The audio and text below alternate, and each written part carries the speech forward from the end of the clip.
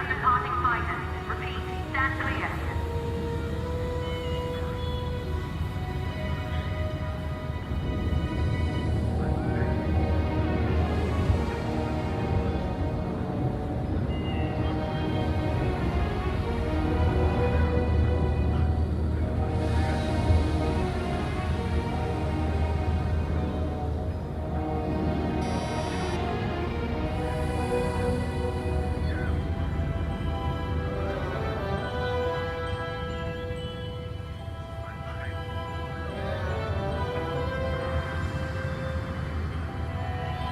Threat condition is under evaluation. Stand by for updates.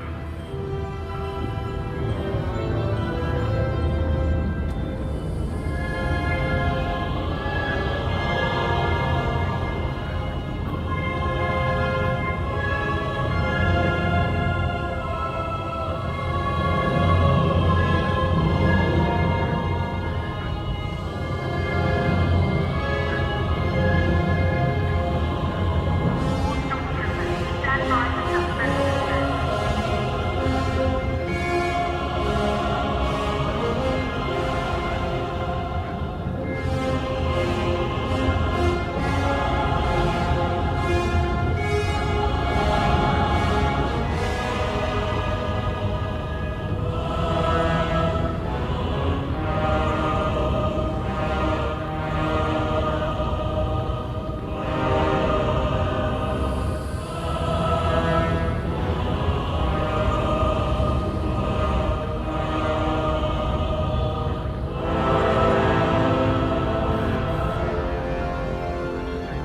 External communications are restricted until further notice.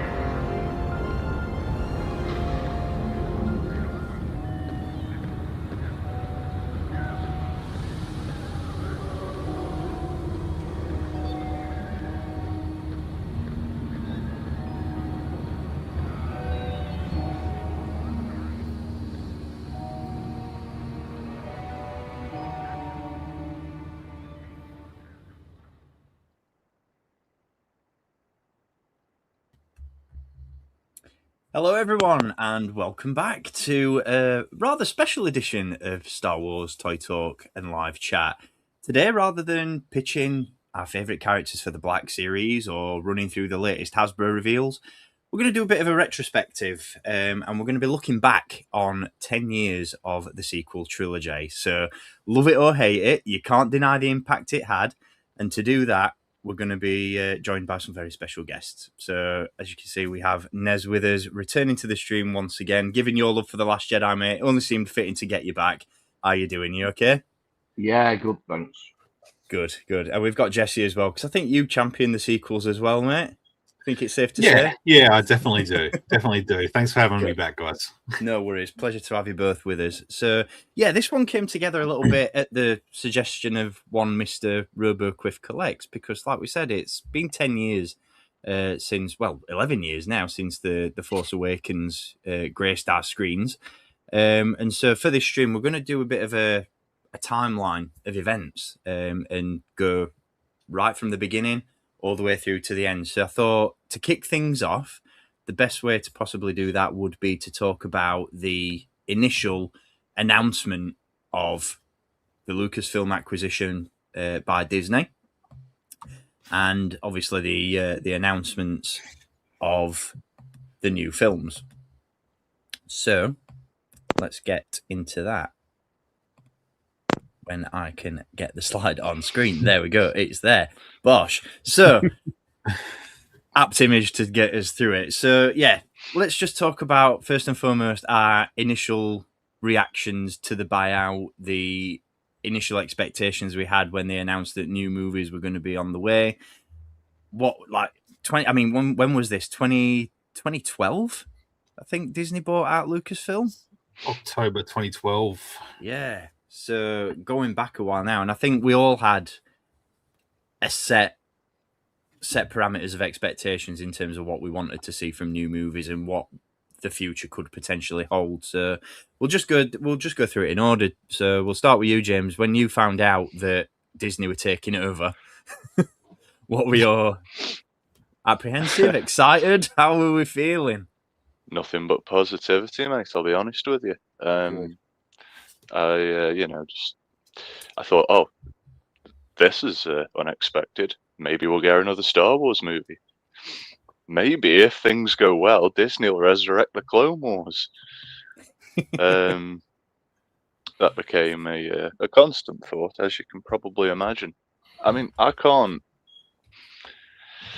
remember a time when this was announced that it was considered a bad thing. I think everybody was optimistic. Some were cautiously optimistic, but I never saw somebody moaning about it. I don't know if that's just because the social circles I was involved in way back then were considerably smaller, or maybe the internet was a much brighter place than it's become over the last 10 years.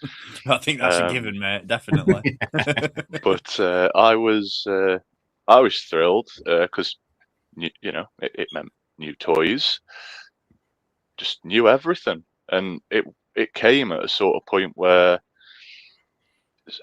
it's Star Wars. It wasn't dead, but it sort of felt it didn't have the presence that it's got today, and that's for sure. Similar to when Revenge of the Sith had come out, and that was that. It was like, oh well, what's next then? Because the Clone Wars was sort of the only thing going, and it was just wrapping up. Did we know we were getting Star Wars Rebels at this point? Maybe that was a little bit later, because obviously, because that was a Disney XD thing. So it was like, what's going to happen next?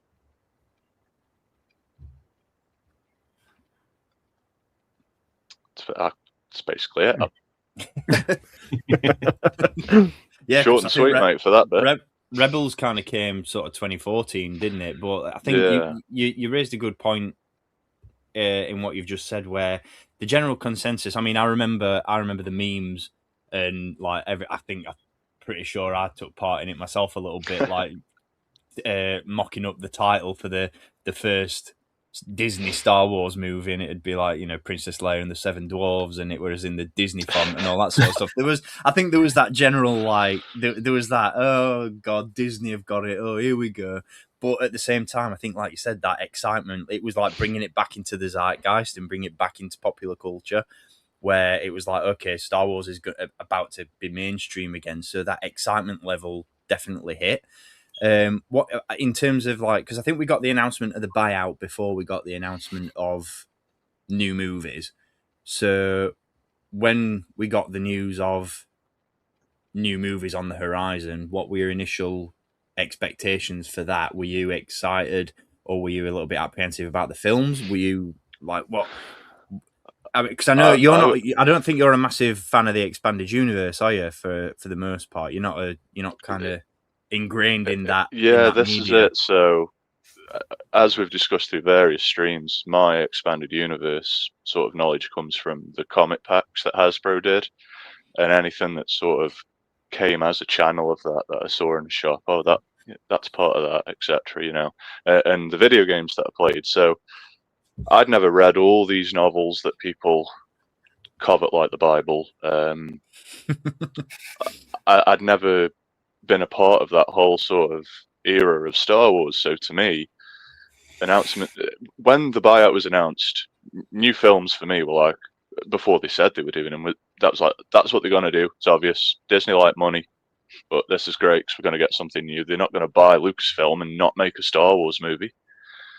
And then when they announced new films, I was like, oh, brilliant, let's have it. And I think looking at like 2012, 13, 14, that sort of time, we were sort of seeing the movie industry sort of take a big step forward. I suppose a lot of my confidence came from seeing what the Marvel films had done, knowing that Disney were overseeing those. I thought the first Avengers film back then was just like perfect film. And so knowing that they sort of didn't interfere too much with things like that and took care of what brands they currently had, that gave me confidence. I think when they announced J.J. Abrams, I was quite confident about that. But I hadn't watched everything he'd done, but the name carried quite a decent amount of weight at the time. I just remember being excited and overall positive about it. Anything for, I've always said I'm that Star Wars fan. I'm not going to sit there and go, oh, I don't want this. If I didn't have it yesterday and I'm having it tomorrow, I'm going to be grateful regardless. Yeah. Quality outlook to have, to be fair. It's funny that you mentioned J.J. Abrams, because I remember when that announcement dropped that he was going to be directing the first film. Dan will probably have some comments about this, but I was like, yay! I loved Star Trek. That was really good. So if that was really good, I mean, this is like 2012, Steve. So it's, you know, he's got a different brain in his head now. But at the time, I was like, that film was really good. I really enjoyed it. He's going to do a really good job with Star Wars. And he did with the first one, but but yeah, I don't know. It was one of those, like, there was so many ups and downs. But like I said, in terms of overall expectation, I think the expanded universe was really a big talking point in terms of what people had in mind for the films. So just on that point, Jesse, will come to you. I know you're a dabbler in the old EU and the Legends canon. So in terms of your expected, like, just talk us through it, like your initial reactions when Disney acquired Lucasfilm and the announcement of new films. What were you feeling? Well, let me paint a little picture. So I was at work at the time. I was working in a meat packing factory, and I'd snuck off on my daily little 20-minute trip to the bathroom. I thought, no, I'm just going to go hide, try and kill the clock for 20 minutes. And just sort of sitting there scrolling on my phone. And then the news sort of broke throughout the Facebook feed or Twitter or whatever it was I was on at the time. And you couldn't have caught me in a better place with my pants down, because I was just completely like, I was in shock. I was surprised, you know, it was sort of, very much, you know, in terms of being a collector, it was sort of felt like the peak period to collect. And it almost just sort of reinvigorated a little bit of hope for more to come, and reignited the imagination again. I think that's probably the big thing it did for me. It started those internal discussions and external discussions with people, sort of, what we were going to be expecting. And knowing the EU a little bit, I wouldn't say I'm super well versed in it. But I was always under the impression that they were going to go and do something new. I didn't think they were just going to go straight and adapt books that had been released, because it's not really new. It's not really, it would be exciting. And look at some of those stories; they're absolutely amazing. But to sort of see what they were going to do when they announced they were going to do 7, 8, and 9, and that was at a period where George was still attached. So we thought, you know, George can do what he wants with Disney money. So that was pretty exciting at that point. And yeah, J.J. Abrams, he was the big name at the time. Like, I think it was only a year or two ago that he released Super 8 and he'd done the Star Trek films. And he was talking about the Star Trek films before, and all the Star Trek fans complained that they were too Star Warsy. So it kind of that's what gave me the hope. That's what made me excited. And you know, a lot of the enthusiasm building up for JJ to take on those movies, it was very exciting. It was, you know, how are they going to do it? And it was just sort of seeing those first couple of years after Lucasfilm was bought by Disney. It was very exciting. And yeah, like you said, Steve, I don't think too many people were negative about it at all. I think it was genuine hope.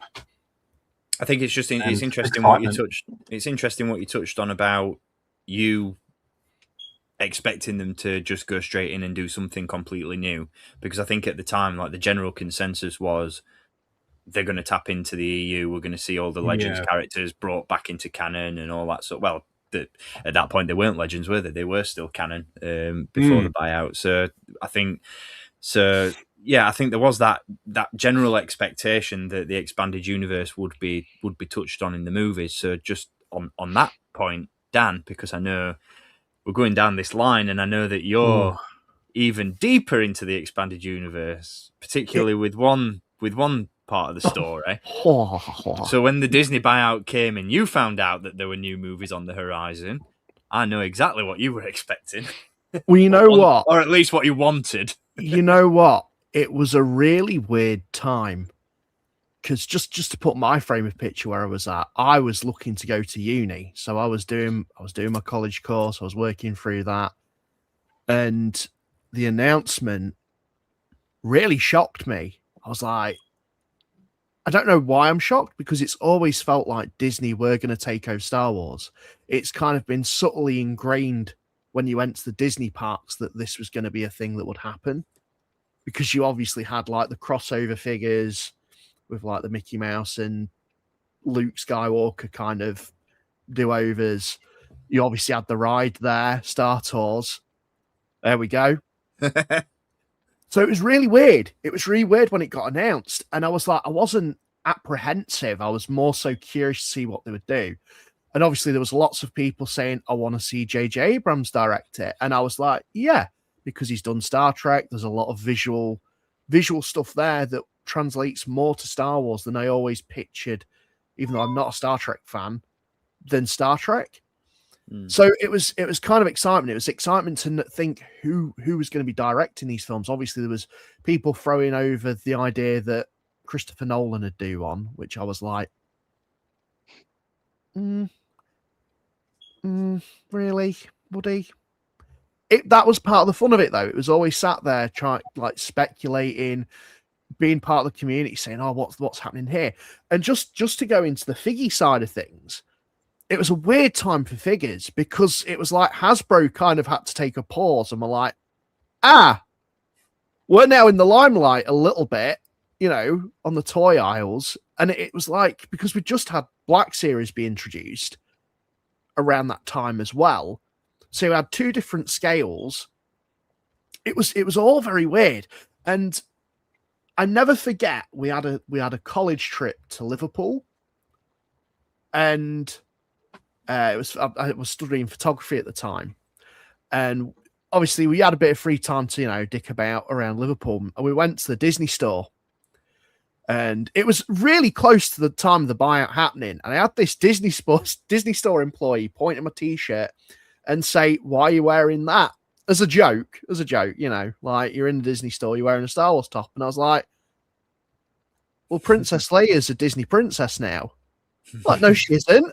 It's like, have you not seen the news? It's like one of the biggest things in the news at the minute, that there's been this buyout. Your company's bought Star Wars.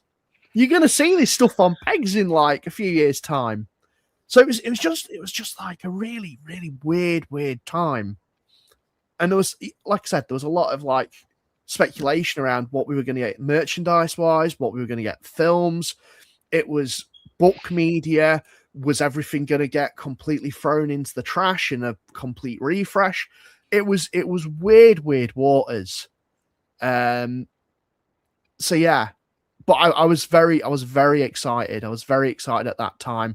It was like I was going through changes. I was going to go to uni. There was new Star Wars stuff on the horizon. It was a very exciting time. That's what I remember of it. And the community was just awesome back then. It was, because it was just like a massive open forum, wasn't it? Like, everybody was just talking about.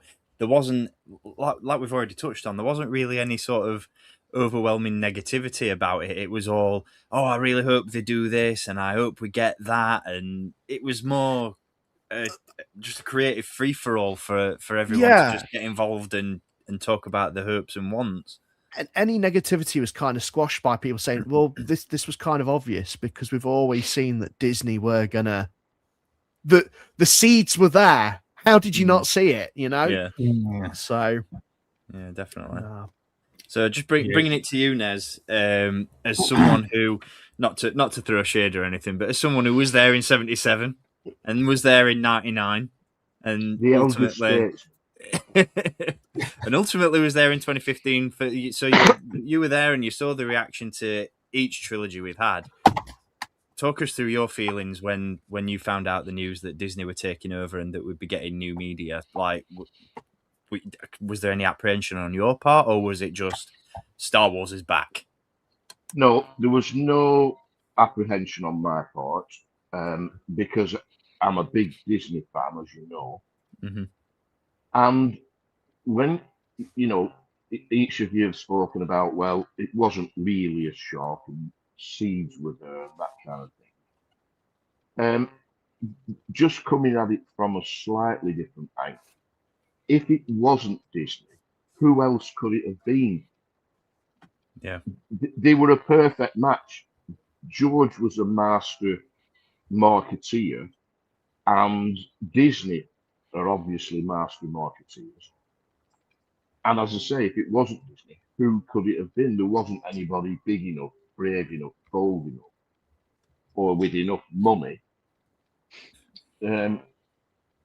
or that was a good enough match, in my mind, to buy Lucasfilm. So it wasn't a shock.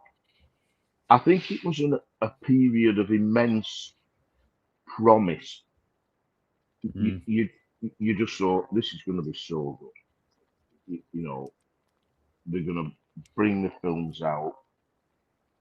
And then, you guys have talked about J.J. Abrams. I have exactly the same thoughts. I'm not a Star Trek fan, but I watched what he'd done. I've seen some of his other stuff, Super 8, his work on Lost, and, other things. And I thought, yeah, this is a visionary guy. This is going to be great. And I think, and I'm sure we're going to come on to talk about each of the films, but when he did The Force Awakens, it promised so much. I had such high hopes for the trilogy. But I think some of that was not the J.J. Abrams, but the writer,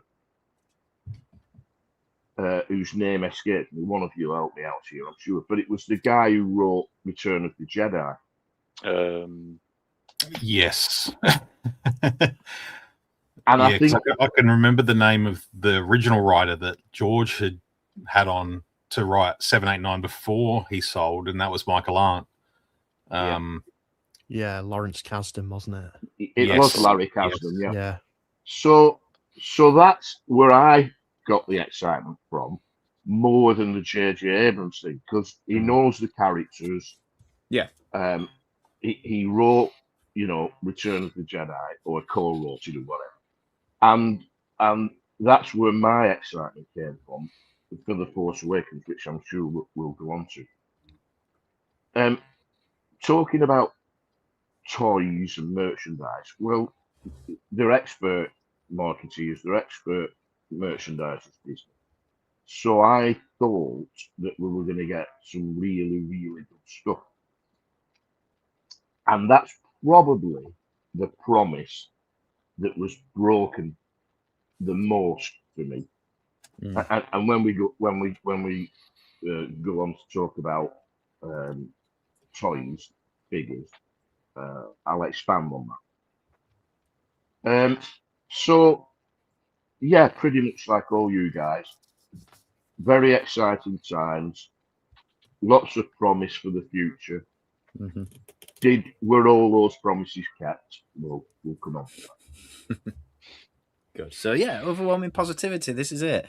This is what I'm all about, and this is what that time period was all about. Like there was so much theorizing, so much, like you said, optimism and hope, and it just felt like I said, Star Wars was back, and it was big again. If that makes any it never wasn't big, but it felt like it was okay. It's about to take off again in a really, really big way. There was a time when it wasn't big. I'm old. The dark times. Yeah, it was the dark times. The times in between Return of the Jedi, or a couple of years after Return of the Jedi, up until the special editions, there was nothing. It was dead. I sold my collection. I just thought that's history now. That was Star Wars. And then when it came back, I thought it all back. You know that story, so I won't go into that. But there was definitely a time when it was dead. And I don't think that was the case just before the Disney buyout. It might have been unwell, Yeah. but it wasn't. It definitely wasn't. No. No, that's it. That's a really good.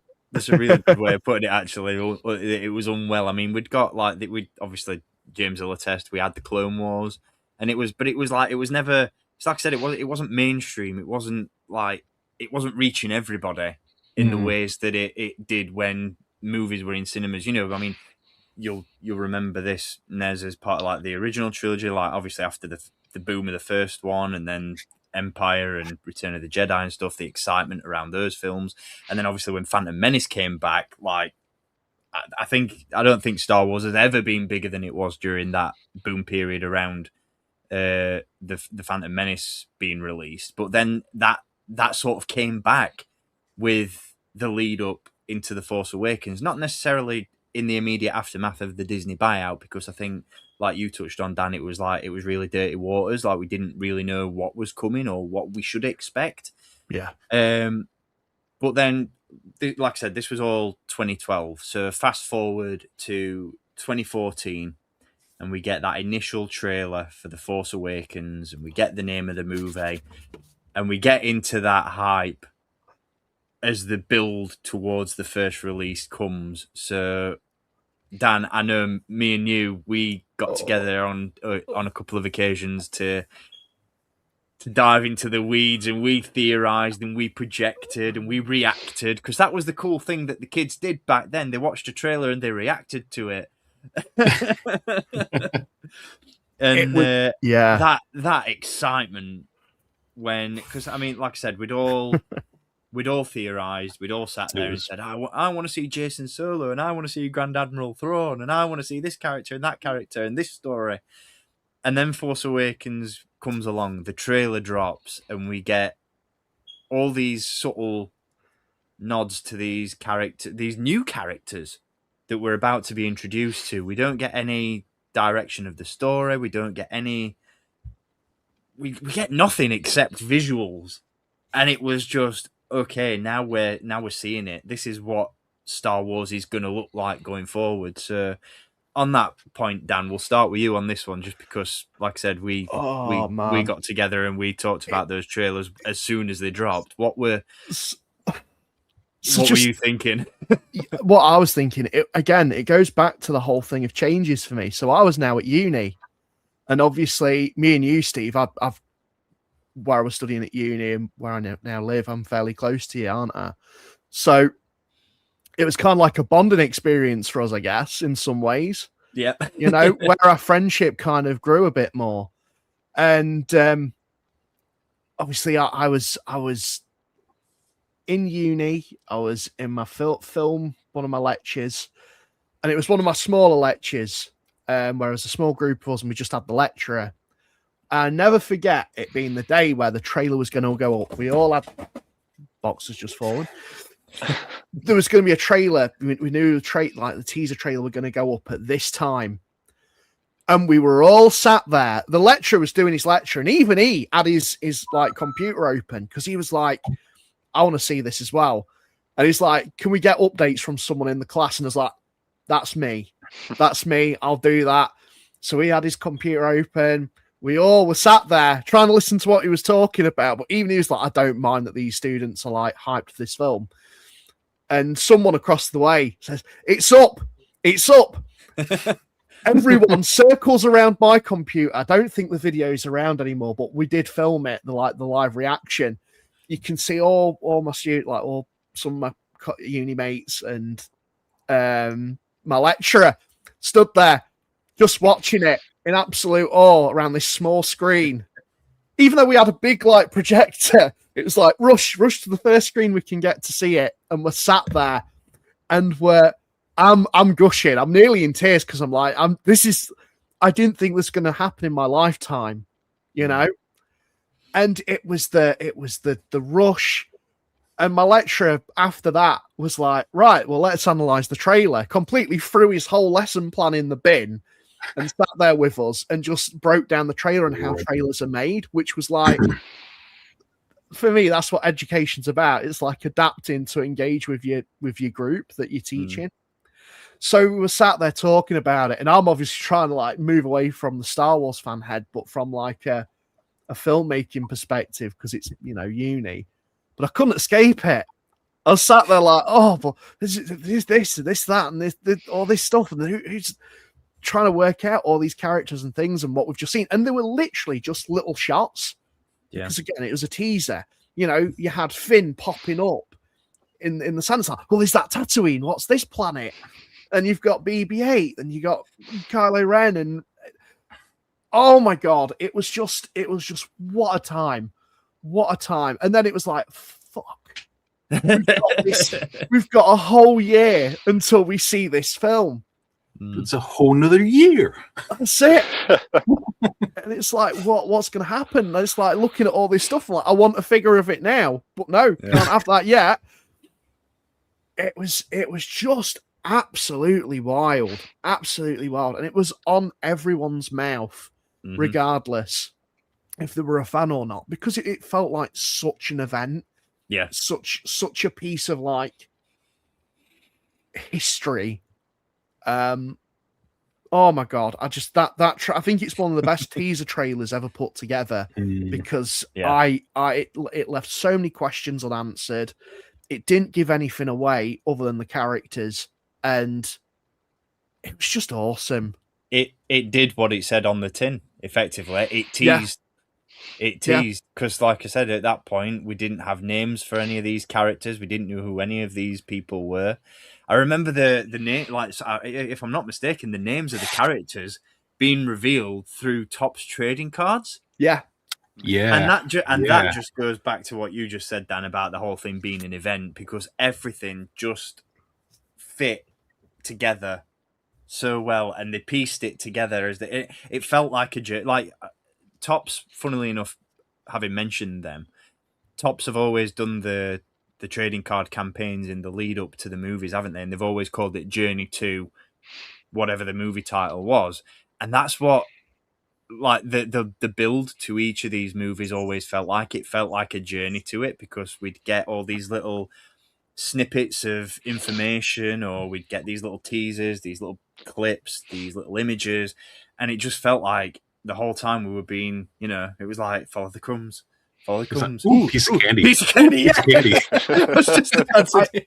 I always felt like, though, Force Awakens did it best, because obviously you started off with the teaser, then we had like the NFL trailer, and then obviously we had books and things like that, Journey to the Force Awakens comics, and that was such a cool thing to see. Because it's like, and like even little videos J.J. Abrams posted of him on set, and he's like, here's Baba Joe. And I'm like, who's this Baba Joe? Here's Baba Joe. Obviously, flashback to the film, and he doesn't appear in it at all. The Empire magazine as well, where they had the Chase variant covers, and there was the particular one which came with the figure.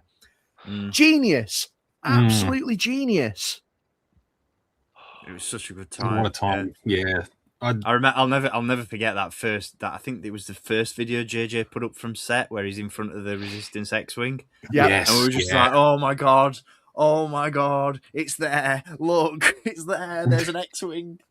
It's back."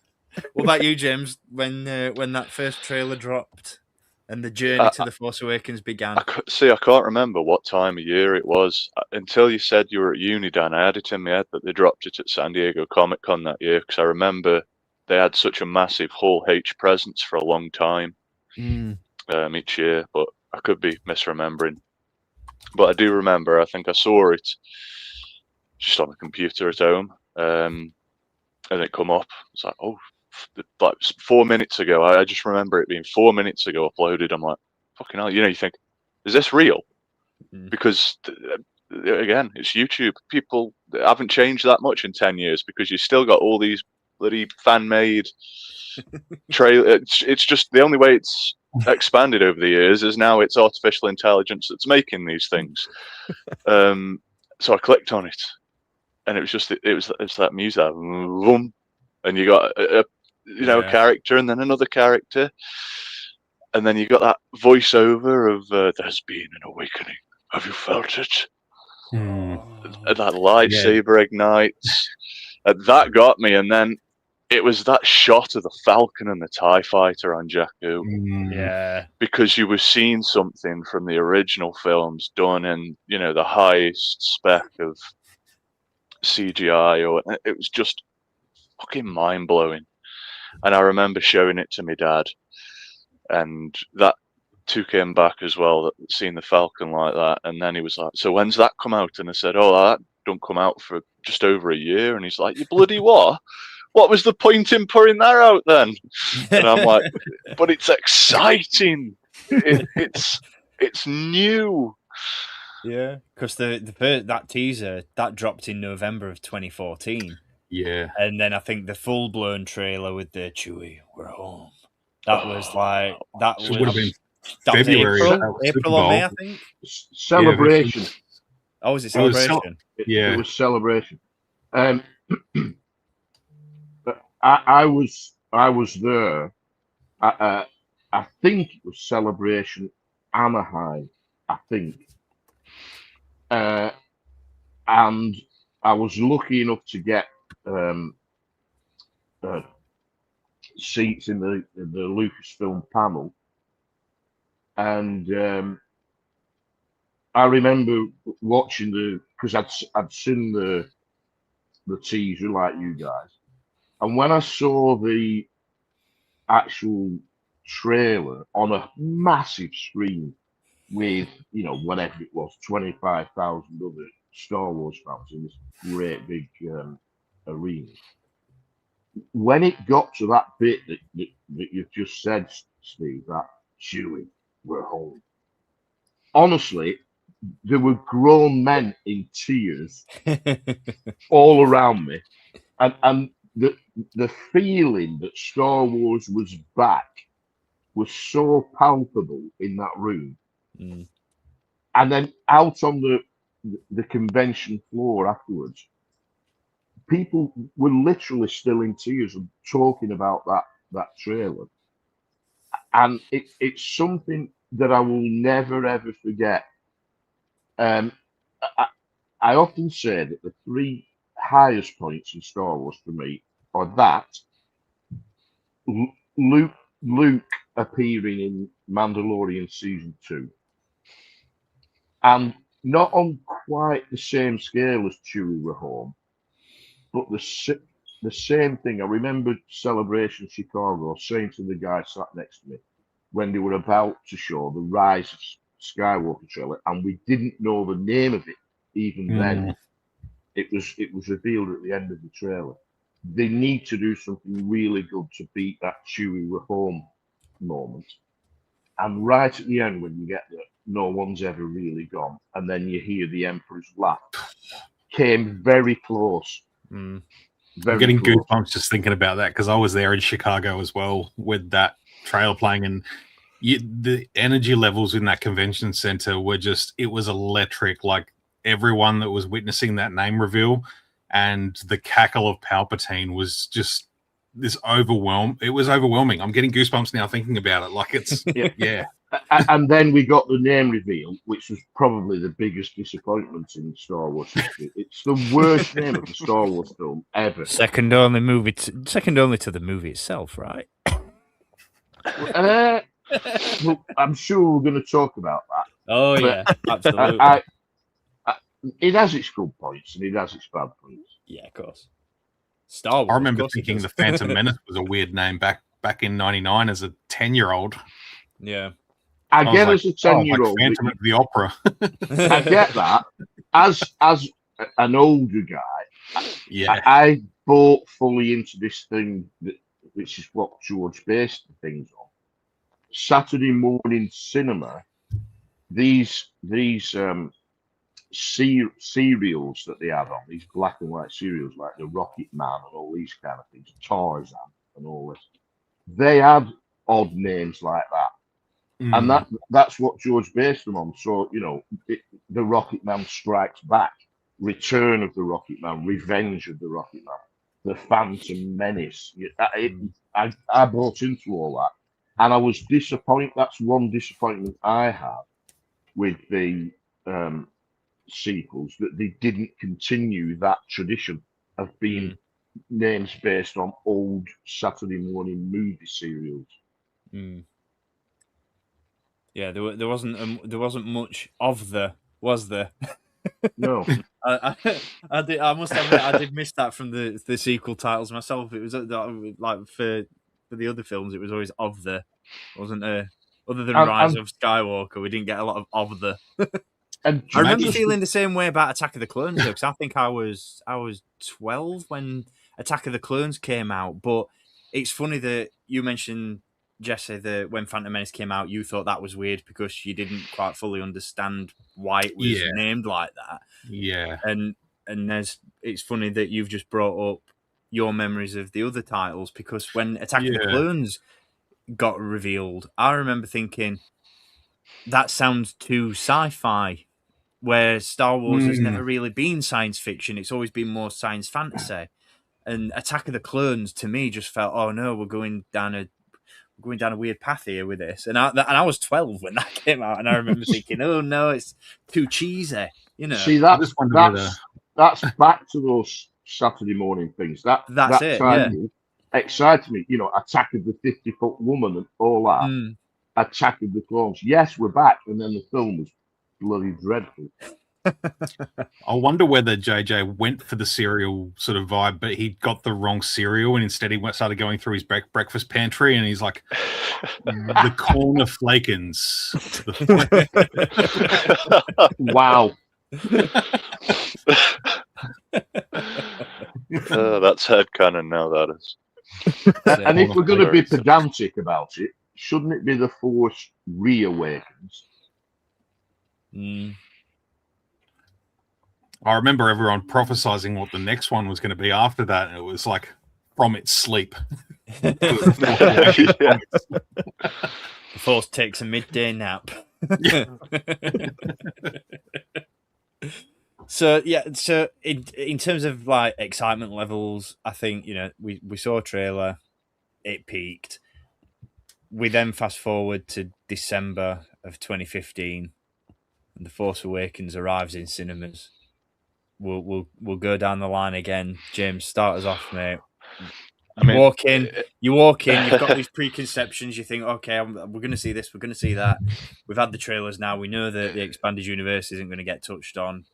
So if I can just prelude it, because the other trailer that was big for me was the one where when Han says the line, "Oh, the dark side and the light, it's true, all of it." It was like, it was featured as the story trailer because it sort of gave you an idea of what the film was going to be about and show you, you know, other than just little bits of things they were going to show you. And I remember watching that trailer, and I just fucking felt the energy come from the floor up in me. And at the time, you know, as you've just so very well put, Nez, Star Wars was it was unwell. It wasn't this great big thing. And myself as a collector, I mean, I'd just left high school at the time that this was becoming a thing. I just started my first job, and you know, I collected stuff from other different franchises and what have you. And this trailer, when that came out, that was the point of me going, this is what my life is. So it's a very prominent film for me, because that was when other collections got sold or put away, and it was just 100% Star Wars. And I mean, the build up to that film, I was just in it, you know, I just worked in a factory, and it was your typical I suppose factory culture. Everybody's a lot older than you, and everybody thinks you're silly because you like Star Wars, because that should be something that kids like. And even though it was a joke on their side, people started cutting things out in newspapers for me, and Topps actually did like 12 cards that came with the Daily Mirror or something like that, and so people were giving me those, and as they probably thought they were ragging on me, and it was funny, I was fucking loving it. There was an Asda just up from where I worked, so I was going there for those Empire magazines with those lenticular covers. I loved them, and it was like every day felt like a year in build up to this film, because I was so excited to watch it. and I think I'd booked tickets to go and watch it with my mum and dad on Saturday, but I think it came out on a Thursday, a Wednesday or a Thursday, and I just couldn't wait. I went in work on Thursday, and nobody had watched it. There were a couple of guys my age, and they were dickheads. One of them I knew from school, actually, and he was dead set on trying to spoil it for me. But fortunately for me, he just was a moron, and he'd read the spoilers and then told them wrong to me, so they held no context to the movie whatsoever.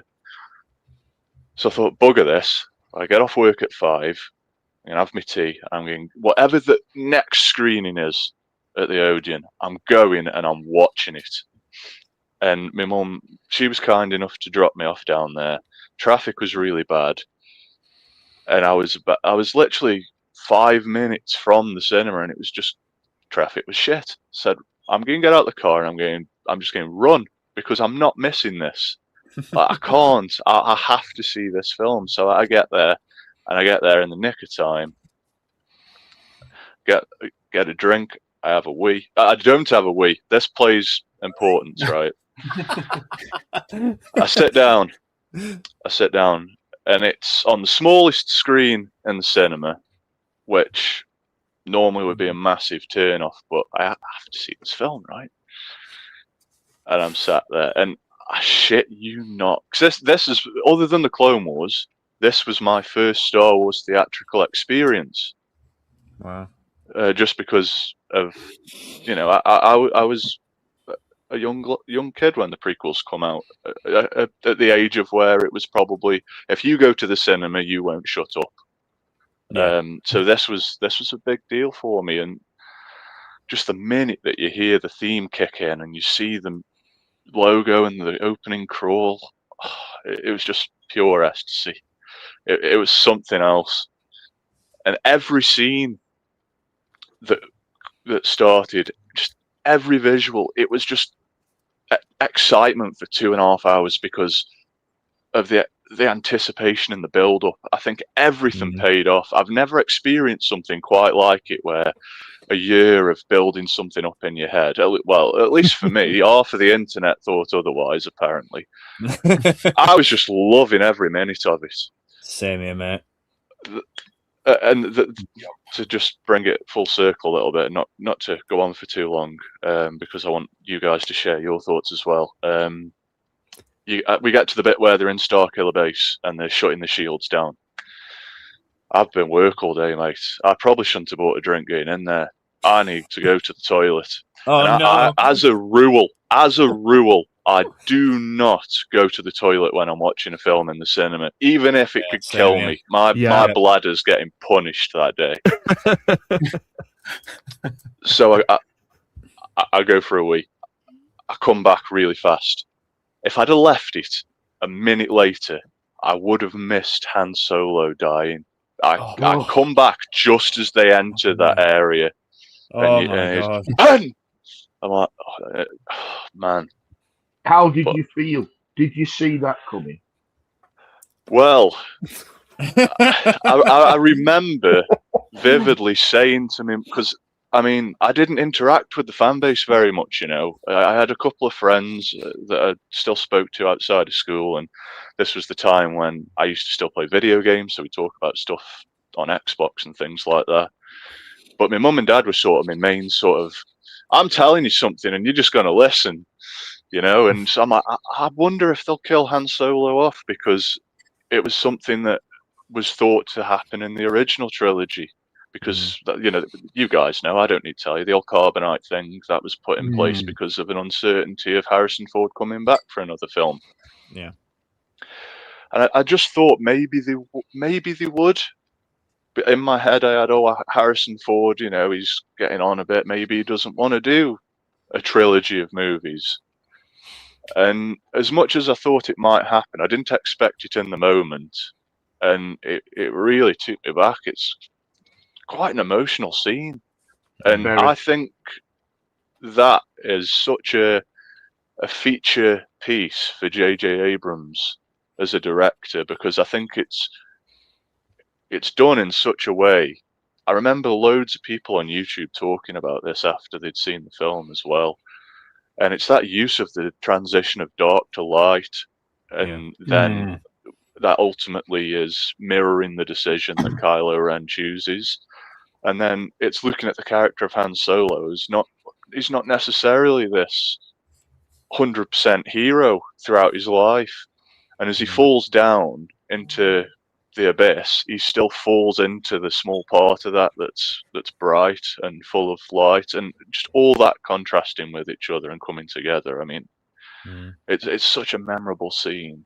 It's a beauty. Just on that as well, it's just to give it credit where it's due as well. It's such a beautifully shot film. Yeah. It's visually.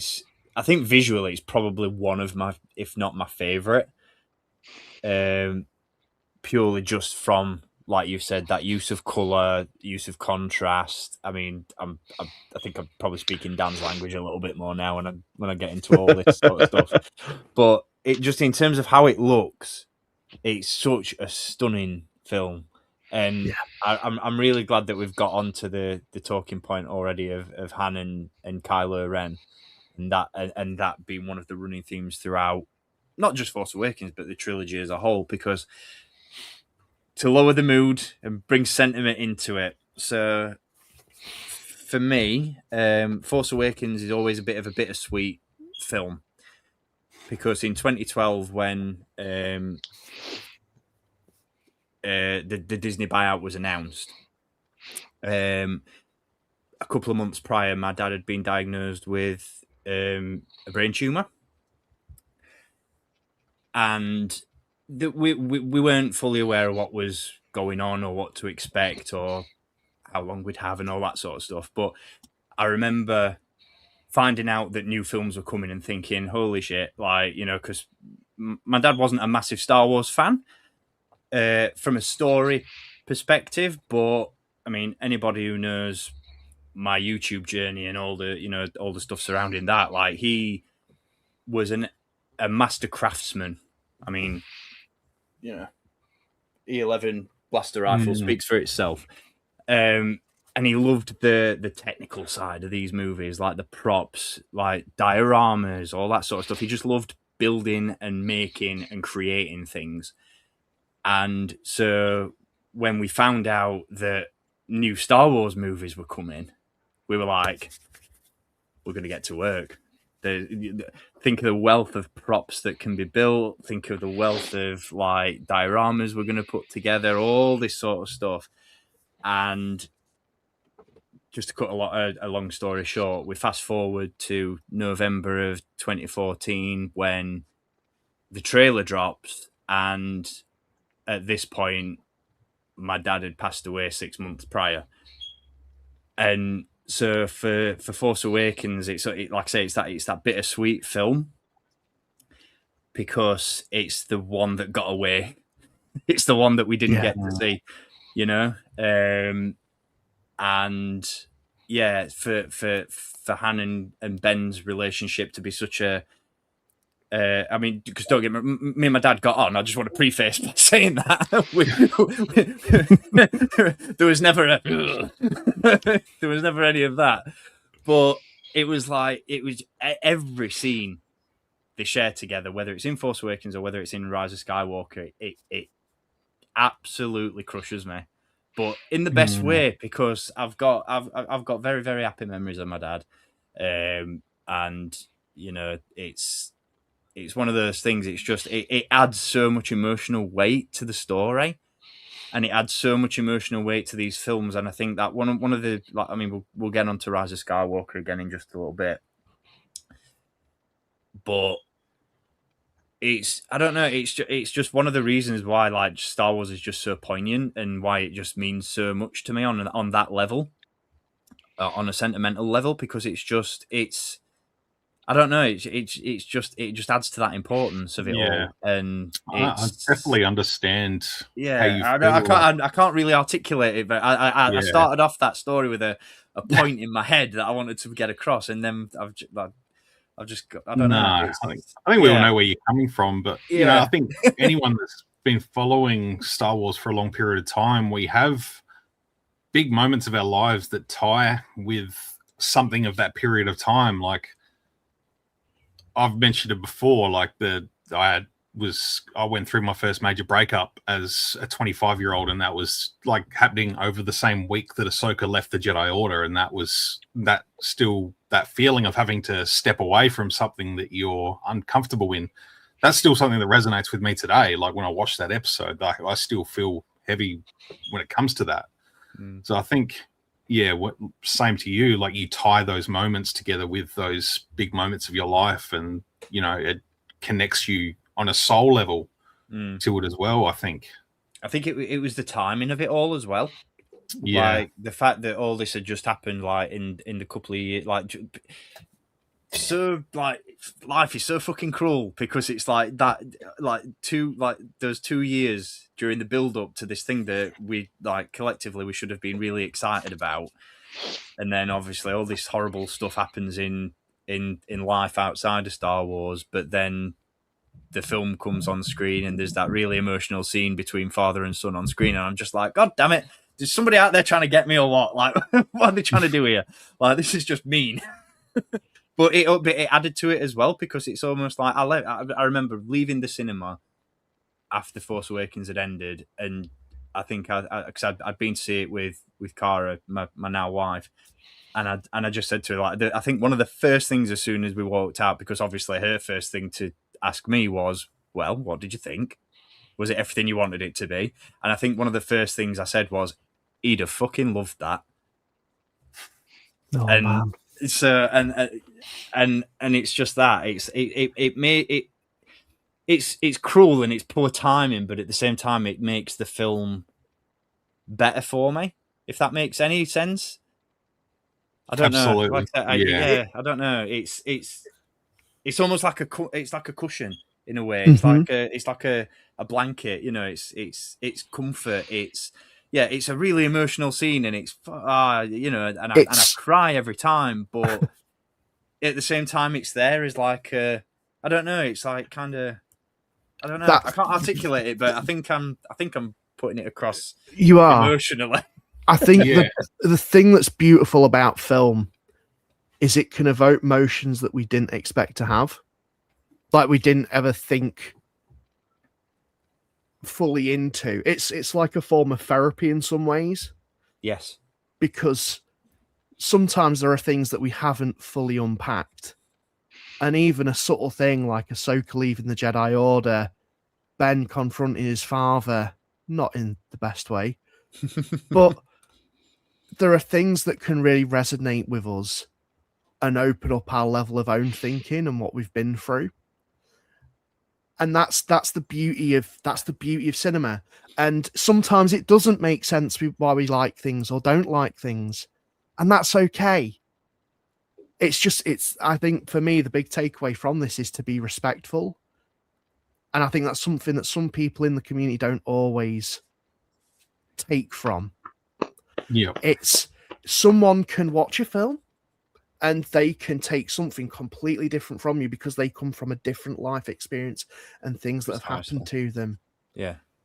And something will always mean something will always mean something to someone. Yeah.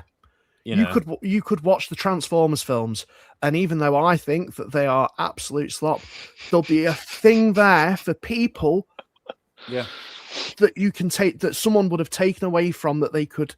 It was a piece of escapism. There was a difficult point in their life, and it was a piece of escapism. And it's stories like that that I absolutely love. That's the interaction that I love with fans, hearing why they like something, and also sometimes why they dislike something. But as long as it's done respectfully, and that's what it's all about. 100%, man. Well 100%. said.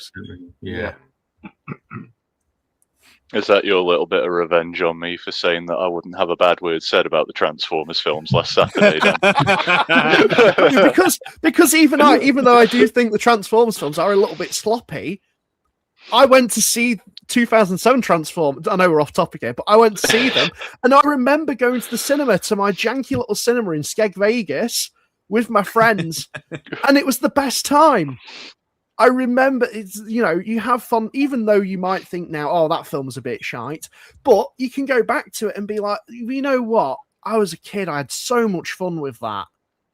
And it's the same. It's the same with any of these films. I could probably, maybe in a few years later, I might dust off some of these films and be like, you know what, they weren't great. But Jesus, for me at that time, I needed it. I needed it. And that's the beauty of it. That's the beauty of cinema. It's growth, isn't it?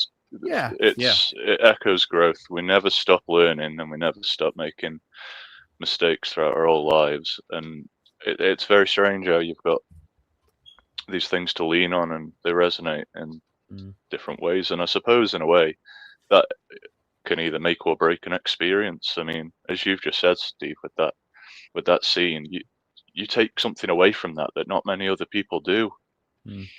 Just because of something that you unfortunately went through. And I think it's just one of those really great things about Star Wars in particular, that I think other films do it, but I think it's something Star Wars has always hit home with, is that theme of family. Yeah. Yes. And it's the gravitas in which those scenes play out on screen as well. Like, there's always so much, like you see it in other movies, but Star Wars just always manages to hit. It doesn't matter what scene it is, whether it's a happy scene, whether it's a sad scene, whether it's an angry scene. It doesn't matter. It's always delivered with such weight and poignancy. Whereas in another, like in a Marvel movie, for example, I'm not saying that they don't do it the same way, because they do. I've teared up in a Marvel movie before, but Star Wars just hits different. I don't know what it is, and I think a lot of that is down to John Williams' amazing score. It's down to the visual that we've just talked about in terms of the way these films are shot, like you said, with Han and Ben, the lighting, the contrast, everything that puts that scene together. It's just every element is there with Star Wars, and it doesn't matter what film it is or whether you have negative thoughts about a certain film, Rise of Skywalker. But again, there are things like Nez said, it's got its good points, it's got its bad points. We'll get into it. There's always something that is delivered. A movie could be not great across the board, but there's going to be something that delivers. And that's always a guarantee with Star Wars. Even if you don't enjoy it en masse, there is something that you can always either take away from it, and it's often the subtle things as well. And for me, I think the second gut punch, because I think we'll, as we're getting through Force Awakens, we'll get into moments, because I think that this conversation has led us into that quite well. I've got some moments. The second gut punch for me, and arguably second to Han's death, the most emotional scene in that movie is when Leia senses that Han's gone, and the way in which she just drops back into her seat and drops her head. Oh my God, I feel like I'm being dragged down into that chair with her every time I see that. Every time I watch that scene, because it hits so hard. Like, you can feel that immersion through the screen. And before that, Chewie's scream. Yeah. Oh Yeah. Chewie's roar there. Yeah. Gut curdling when that happens. It's just, say what you want about it as a film, but it delivers those emotional moments so goddamn well. I would love to talk about the score to The Force Awakens too, because I think to this day it is my favorite. It's at least my favorite Star Wars score, period. Of any of the music, particularly John Williams, and take a nod to Nez's shirt there. Absolutely. Fantastic shirt. But there's something, I don't know, I lived through that soundtrack, like listening into it in the car on my way to work for those. Yep. But those months in between the movie coming out, and I was listening to it between movie trips. I think I went and saw Force Awakens 10 or 11 times. So the soundtrack was something that was just constantly in my ears. It was playing in my car stereo. And it hit me emotionally. Like you were talking about the moment with Ben and his father as he kills him. Like, there's something about that scene, the way they both look at each other. You can see the way Adam Driver's acting that moment is he's literally flipping sides at that moment. Yeah. And the music, the way the music speaks about that too, like it's an incredibly emotional moment. And I found myself driving to work one day listening to that moment of the music. And I broke down in tears driving to work, listening to that moment. Just what drove Ben to make that choice, what drove Kylo to make that choice, and what was going through Han's head to sort of allow that. So you sort of really soak it in. And, you know, Rey's theme was just a masterclass from John Williams, like just beautiful. And my favorite, probably one of my favorite parts of the score is the Jedi steps. Yes. And then through the credits, you get to an end where it starts linking between Luke's theme, Rey's theme, Luke's theme, Rey's theme. I can't give you exact timestamps, but there's just a moment where it plays a little bit of Rey, a little bit of Luke, a little bit of Rey, a little bit of Luke. And it just ties together so beautifully. And yeah, I still get goosebumps listening to that score today. It's just 10 years on. It's some of John Williams' finest work. I 100% agree with you, because March of the Resistance, it's one of the it's one of those scores where, like, don't get me wrong, I love all the Star Wars music, but the Force Awakens score is one of the only ones where I know the majority of the track titles. Yeah, because they're just so good. I was just Kylo Ren's motif, like that, dun, dun, dun, dun. Like that's just you know, perfect. When you hear that, you think Kylo Ren, you think of that ship landing on Jeddah at the not Jeddah, Jakku at the start. Yeah, it's perfect. Yeah. I just always knew Steve was coming because when it was the build up to seeing the films, he used to play Rise of the Resistance when picking me up on full blast. And we just sat in the car listening. Usually we just sit in the car listening to that full soundtrack, and it was like, yes, I'm in the mood to buy some figgies now. Let's fucking have it. I wondered where that was going. That sentence that started with, I always knew when Steve was coming. That's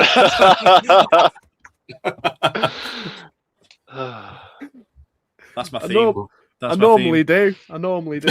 Brings new meaning to Rise of the Resistance, actually. Yeah, that's it. Good grief. But now let's talk about moments, because, like I said, I think that took us into a nice little segue there. So, in terms of like, let's just cover the spectrum. Favorite and least favorite moments from Force Awakens. Oh, I've got one. I've got a couple for Force Awakens. I've been waiting for this. Thank you for that question, Steve. So, just to preface this, IMAX screening, got it booked for like me and 5-6 other friends. We get sat down. Sorry, just to interject, Dan, did you do midnight? I did midnight screening. Brother! IMAX. I was the first one, because I remember, because we bumped into each other, but I'd got my tickets booked. All my mates were sat there. I'd gone dressed as Kylo Ren. I got my outfit. I went into uni dressed as Kylo Ren. Probably caused a bomb threat because I had this fully cloaked thing. I had my purple backpack. I was swinging my lightsaber around. I was pumped. I know what I have to do. I just don't know if I have the strength to do it. It's like, I'm dressed up. I'm ready for this. My belt kept popping off. I didn't give a shite. So we got to the cinema. We're having a great old time. We're looking at the cosplayers. There's a proper buzz. Everyone's hyped. Get sat in the seat. Everyone's swinging the lightsabers around. It's like fanboys. I'm like, this is what it's like. This is community. This is beautiful. We're all sat there. We're all hyped.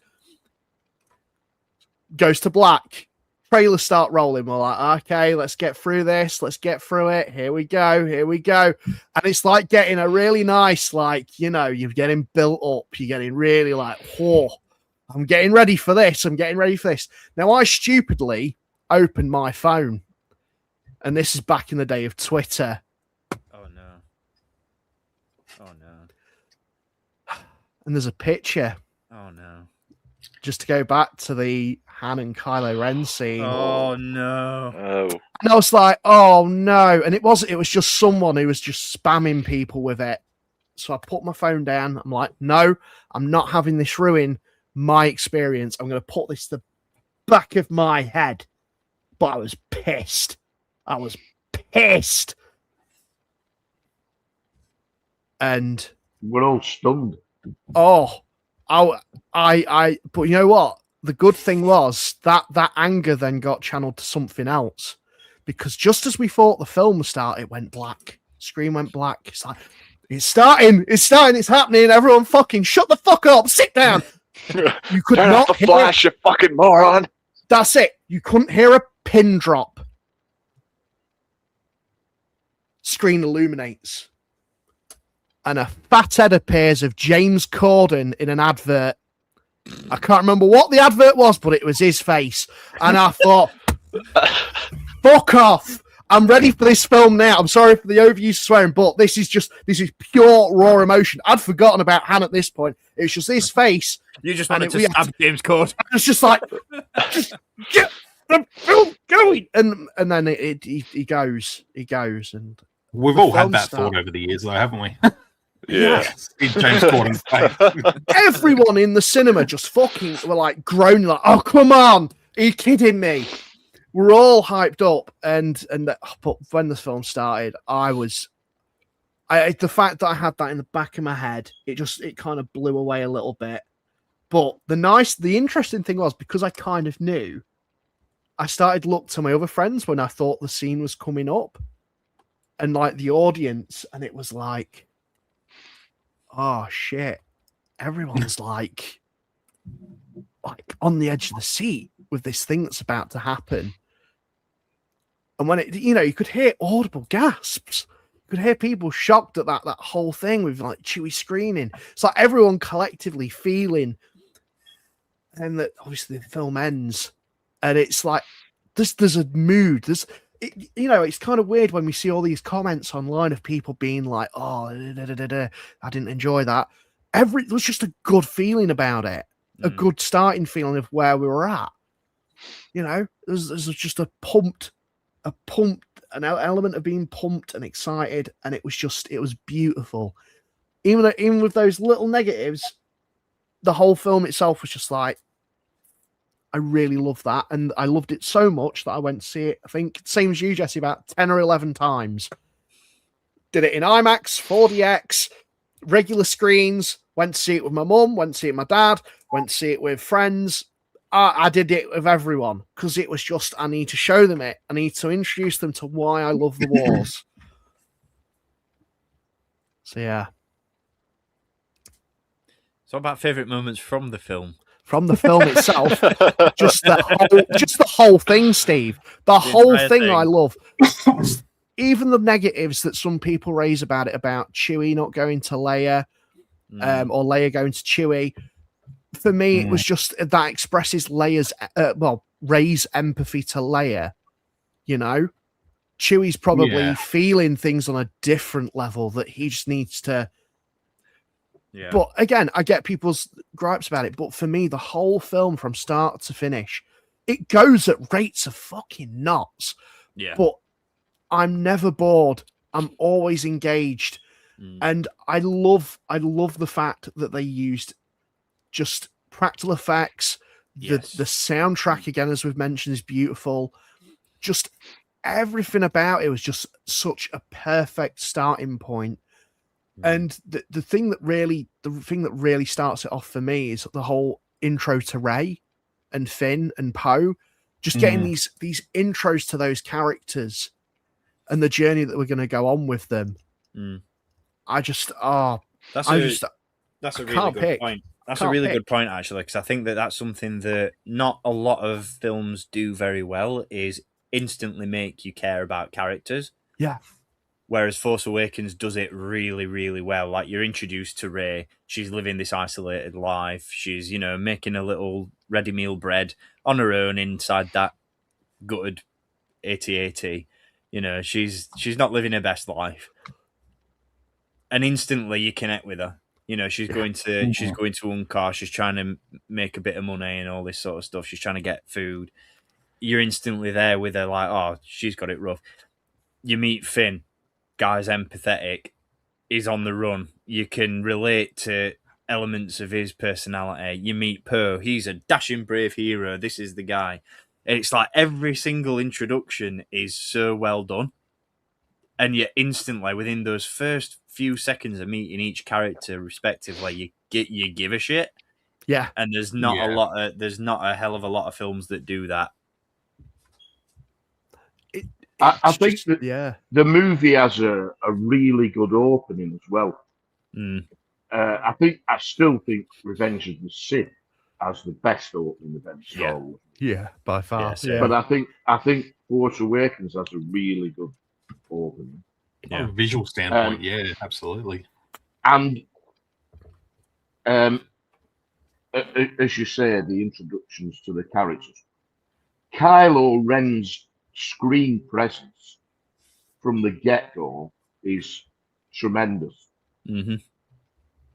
And you get the feeling, or I did at least, oh, we've got a villain here who is equally as good as Vader.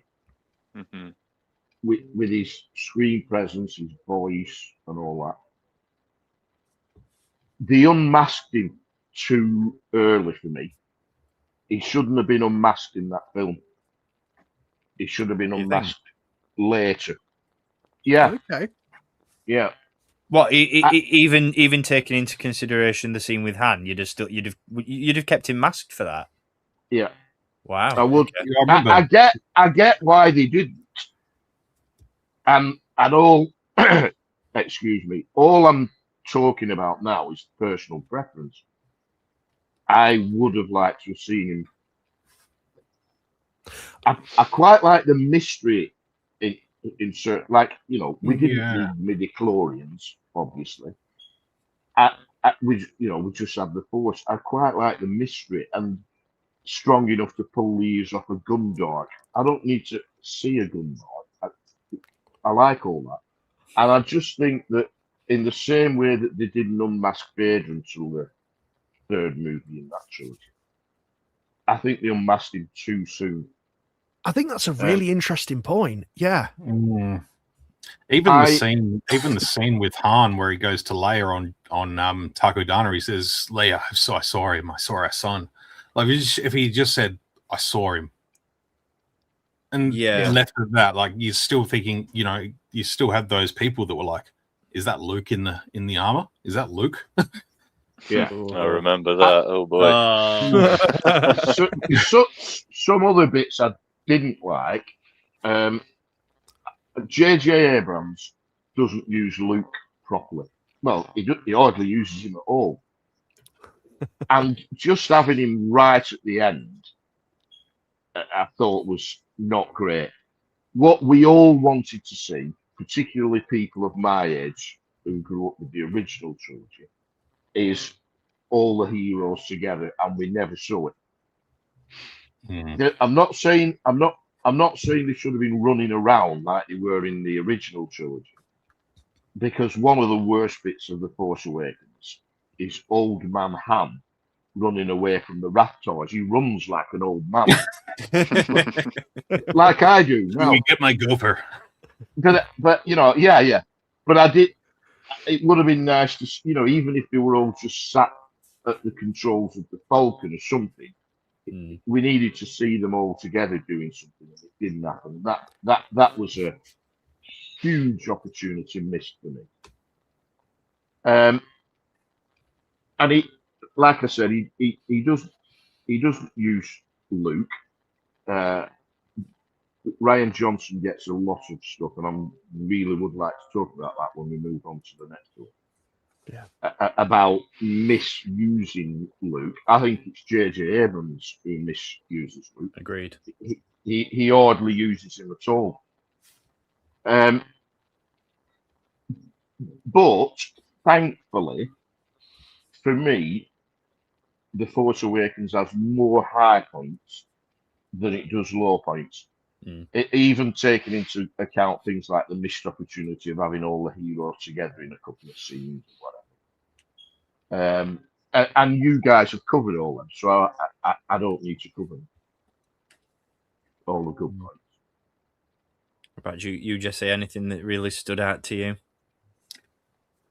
I don't know, just like Will said, like just the whole way through, it's just a good, fun Star Wars movie.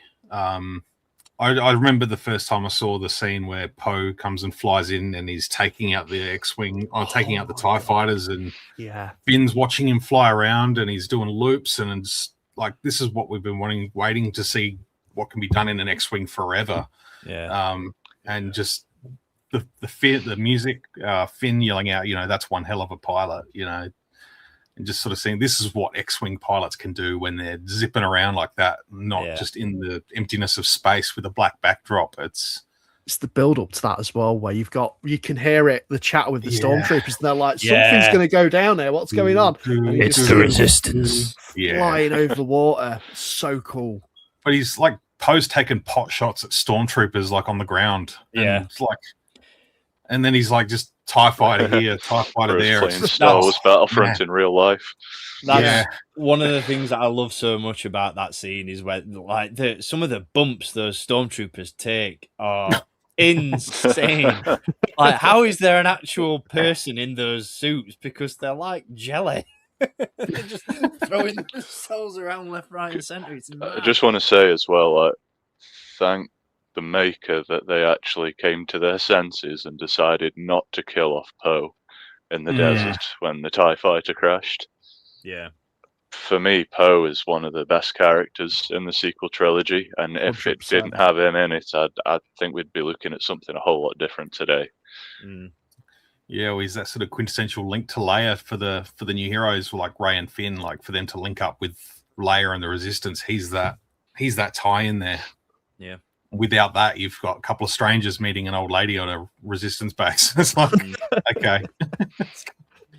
And that's funny that you get to that point as well, because that's something that I really wanted to touch on, because we'll move on to Last Jedi in just a sec. But just before we wrap up on Force Awakens, I feel like, a lot of people that were detractors of the movie, and a lot of people that didn't like it, especially with the release of Last Jedi, and then ultimately with the release of the Rise of Skywalker, I feel like for those people, Force Awakens has aged quite well, because there's not a lot of chatter about Force Awakens anymore. It's always about either 8 or 9. It's Force Awakens rarely enters the chat when it comes to talking about the negatives of the sequel trilogy.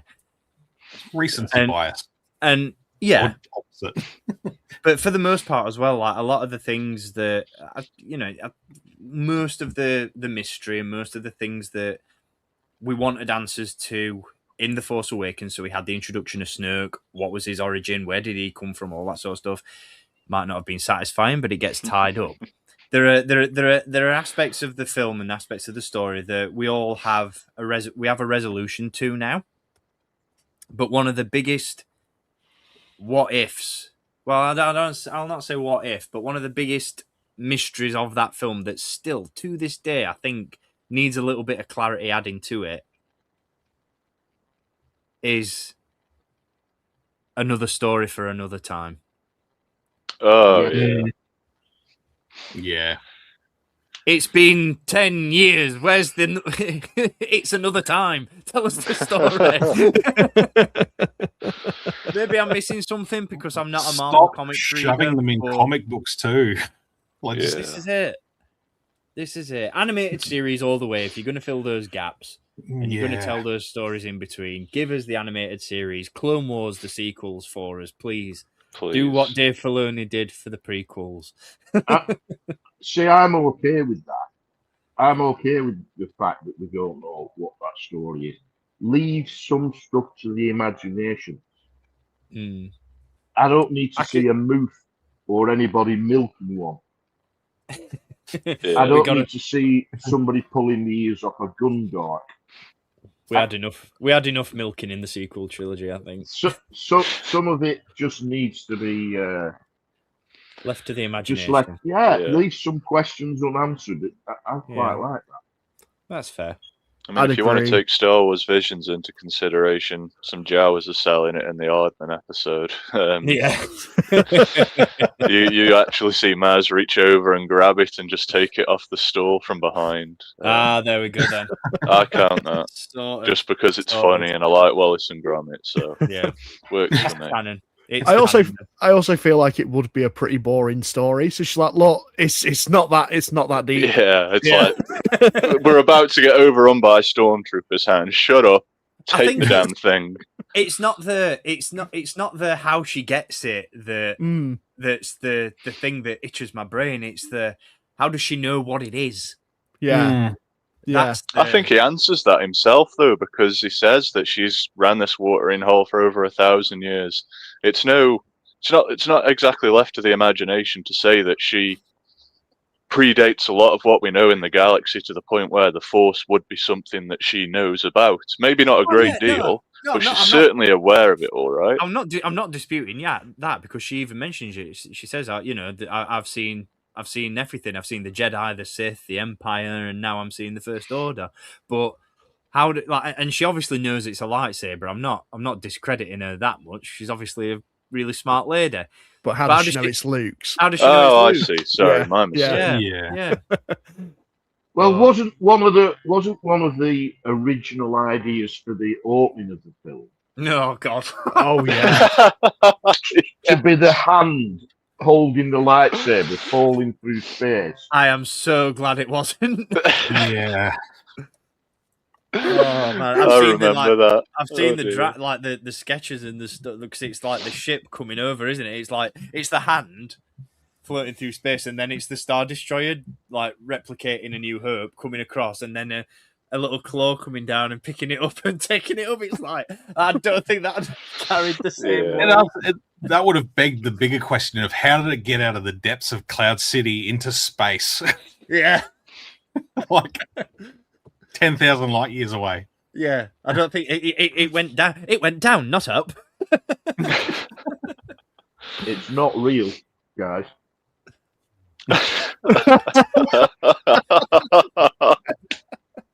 Touche. Well, on that note, then, if it's not real, then how do you explain bombs flying through space, Nez? Come on, answer me that question. Well, now we're on to space. We're on to my favourite subject, and all the stuff that like how does a spaceship run out of fuel, blah blah blah. How do bombs fall in space? How is the fire in space, and all that.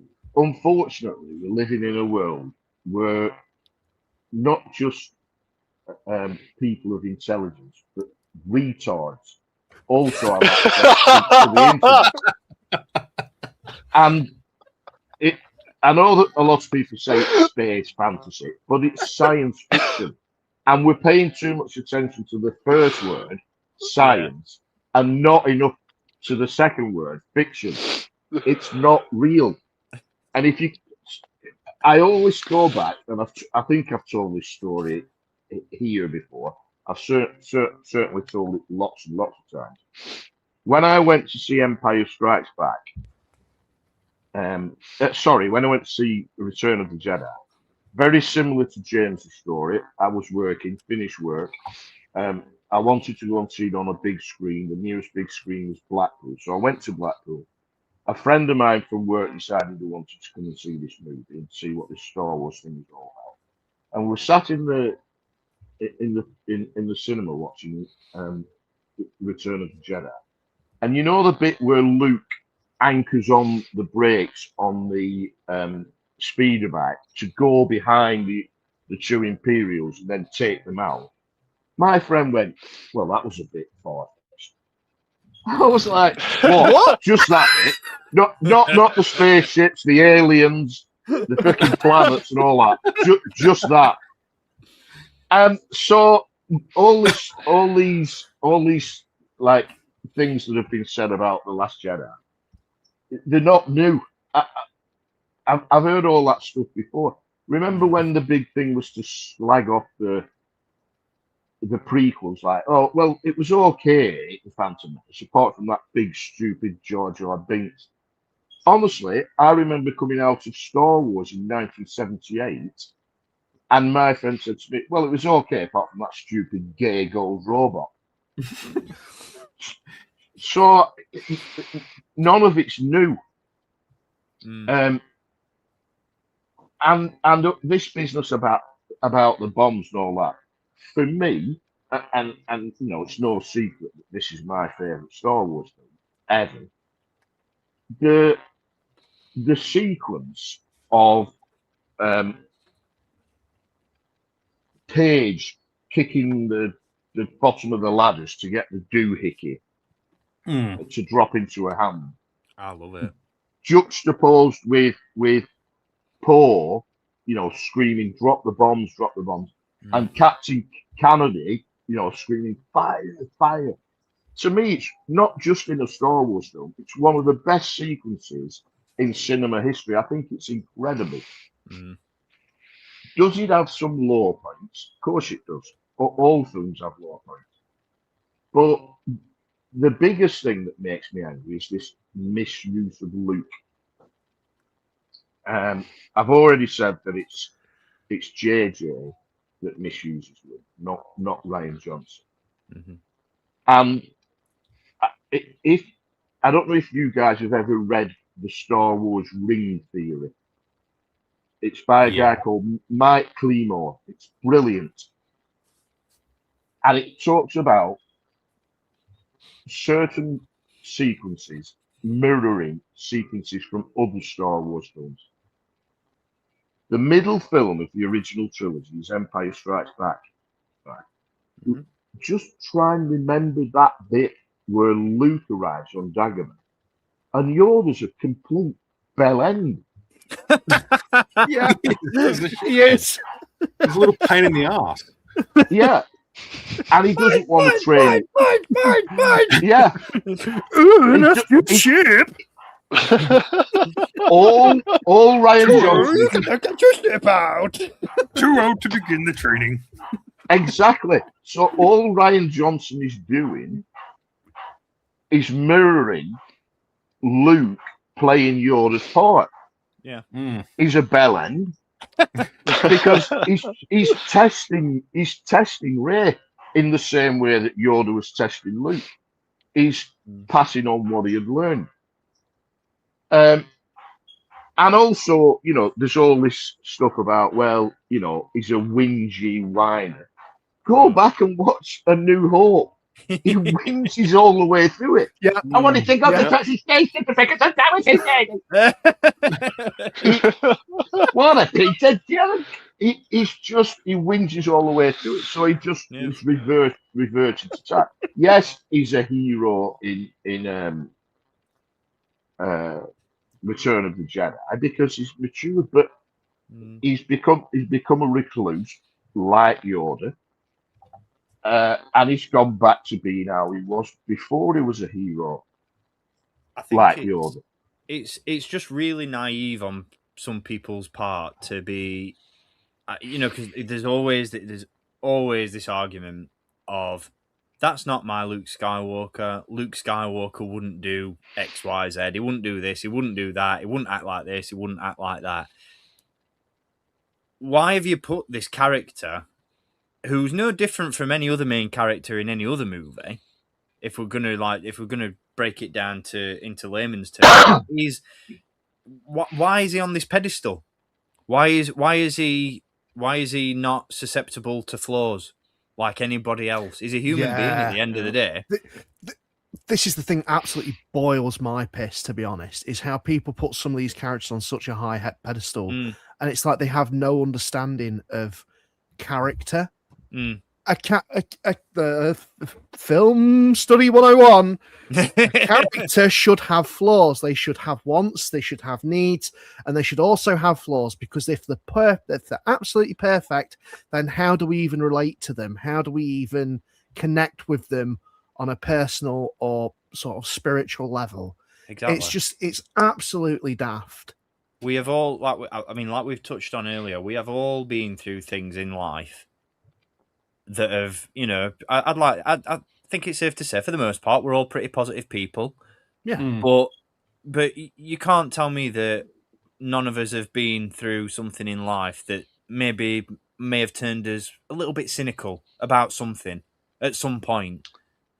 You can't We've tell all me had a that no one goes through life with rose-tinted glasses going, everything's perfect and everything's great and I've overcome all my obstacles and I'm now at, peak power and I'm just going to trot along and everything's going to be hunky-dory. It doesn't happen like that.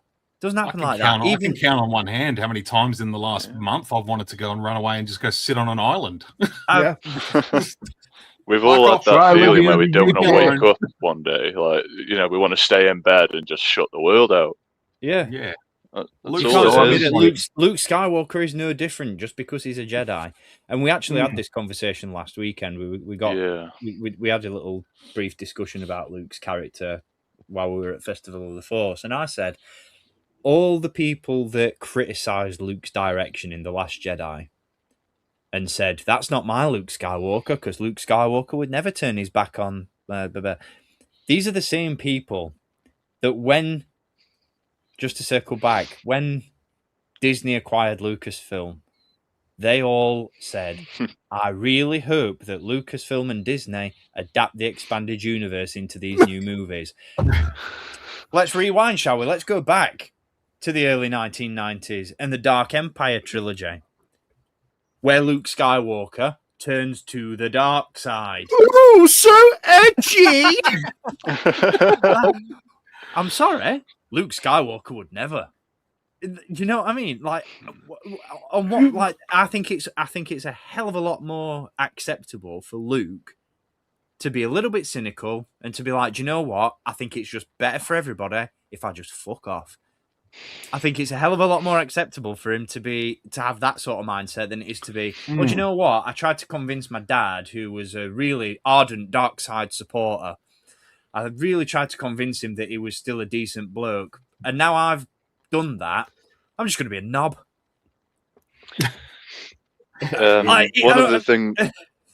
One of the things we sort of touched on at the weekend, which I really wanted to bring up, I know you guys heard more or less the most of it, but just for Jesse and Nez, is I've had, over the last 9 or 10 years for The Last Jedi, I've just been thinking about Luke and his journey because, again, it's such a popular topic of discussion or a popular topic of preaching for the majority of the internet. I understand both sides of it. I get those people that grew up with Luke. He was their hero. And I get that the person that is the pinnacle of all that is good, who brought his father back when all his peers were telling him that he couldn't. It was impossible. We've tried. It's never going to happen. He's lost. He defied all odds. He threw his lightsaber down in the face of all evil and, embraced the fact that that was his father and that he was going to save him. I understand that. And I don't necessarily think that version of the character in the face of a challenge would just run away and give up. But at the same time, as you've said, there are people out there that need that version of Luke. We're talking about a new generation of Star Wars films. Let's not forget that every time we get a new trilogy, it may as well be for the coming generation. It's not necessarily... George Lucas said it best himself. Star Wars is for 12-year-olds. That's like the golden rule. And as you've said, Nez, with the Phantom Menace and Jar Jar Binks, the amount of interviews I've seen of adults in the 90s saying, oh, Jar Jar was daft, so many. But when the interviewers are talking to kids and they ask them what their favourite part of the film is, they go, oh, Jar Jar Binks, he was dead funny. Great. But this is where it's about. This is for a new generation. The world's a shithole. I think there's a lot to take away from the character of Luke in the sequels. In today's time than there is just painting him as a hero. I know we'll come into things that we'd change in these films a little bit later, but for me, I think The Last Jedi, it's the closest thing to a perfect movie in the sequel trilogy. I think it's fantastic.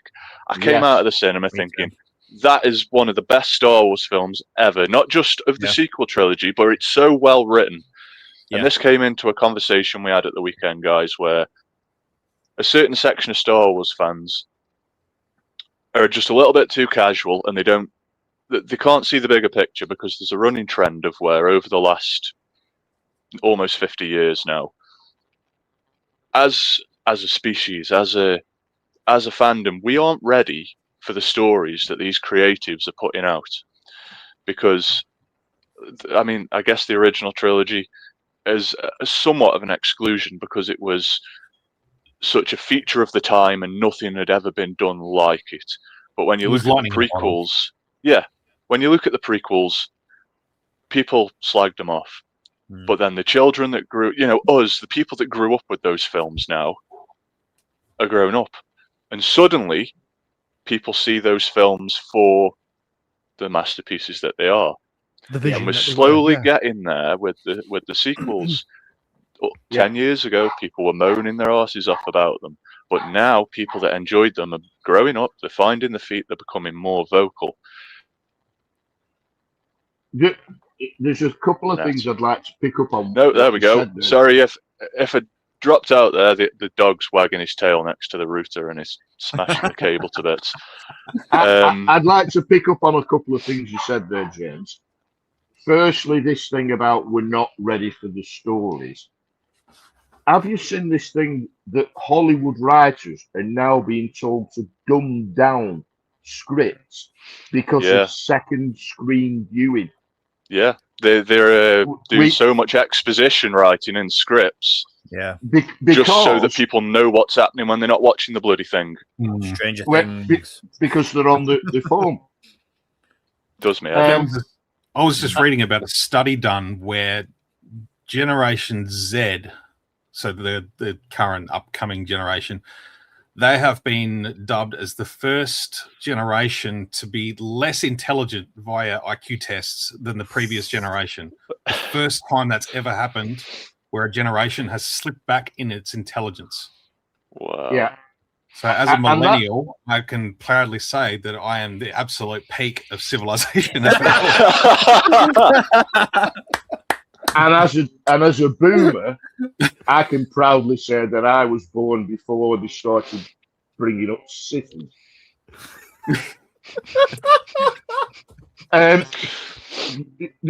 There's also this thing, isn't there, that we now live in a society or a generation or a world, however you want to phrase it, where people will say controversial things about films, even if they don't mean it, like Last Jedi, Lord of Bollocks, because it gets likes. Yep. Yeah. And engagement. It's the popular thing to do. It's reactionary. It's not just that. If you have a decent TikTok account or a Facebook account, what's that like, Nez? Tell me.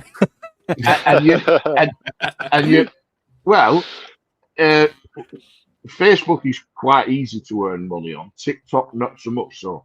But either way, if I say The Last Jedi is a load of bollocks, whether I mean it or not, right? Instantly, you go to the comments or the dislike button or whatever.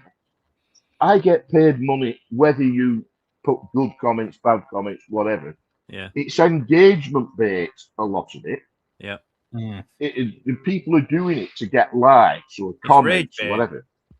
It's rage bait. We said it before we went on air this morning. We said, we were getting ready because we thought this stream's either going to go really, really well or it's going to go really, really badly because it's such a polarizing topic. You're either going to get loads of clicks because people are going to come in and start slagging off the movies and ripping on the sequels, or you're going to get people who come and want to watch it because they're invested in these films and they really enjoy them.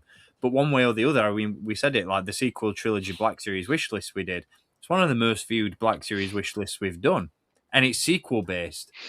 And is that because people love it, or is that because people hate it? Because a lot of people, like you've just said, and has really touched on that really well. People will click sequel trilogy content because they want to be baited into, I hated those films. They want to get angry.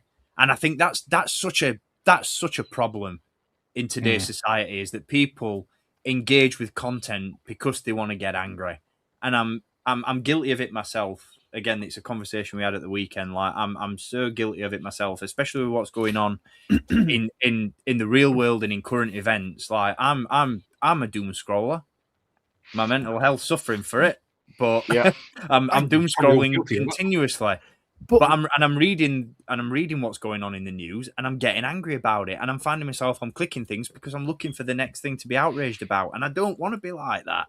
No, I wanna well, enjoy I've stuff. stopped all that. As you know, I am a big political, and 10 years ago, maybe, if they come up on my Facebook members, I used to rant and engage in debate, arguments about politics, and I haven't posted anything about politics for 10 years because it's pointless. Somebody who you know, and I'm just going to do this and then we'll move away from politics. But if someone's on the left and you're on the right, or vice versa, and you're going to rant, you're never ever going to change their mind. It just doesn't happen.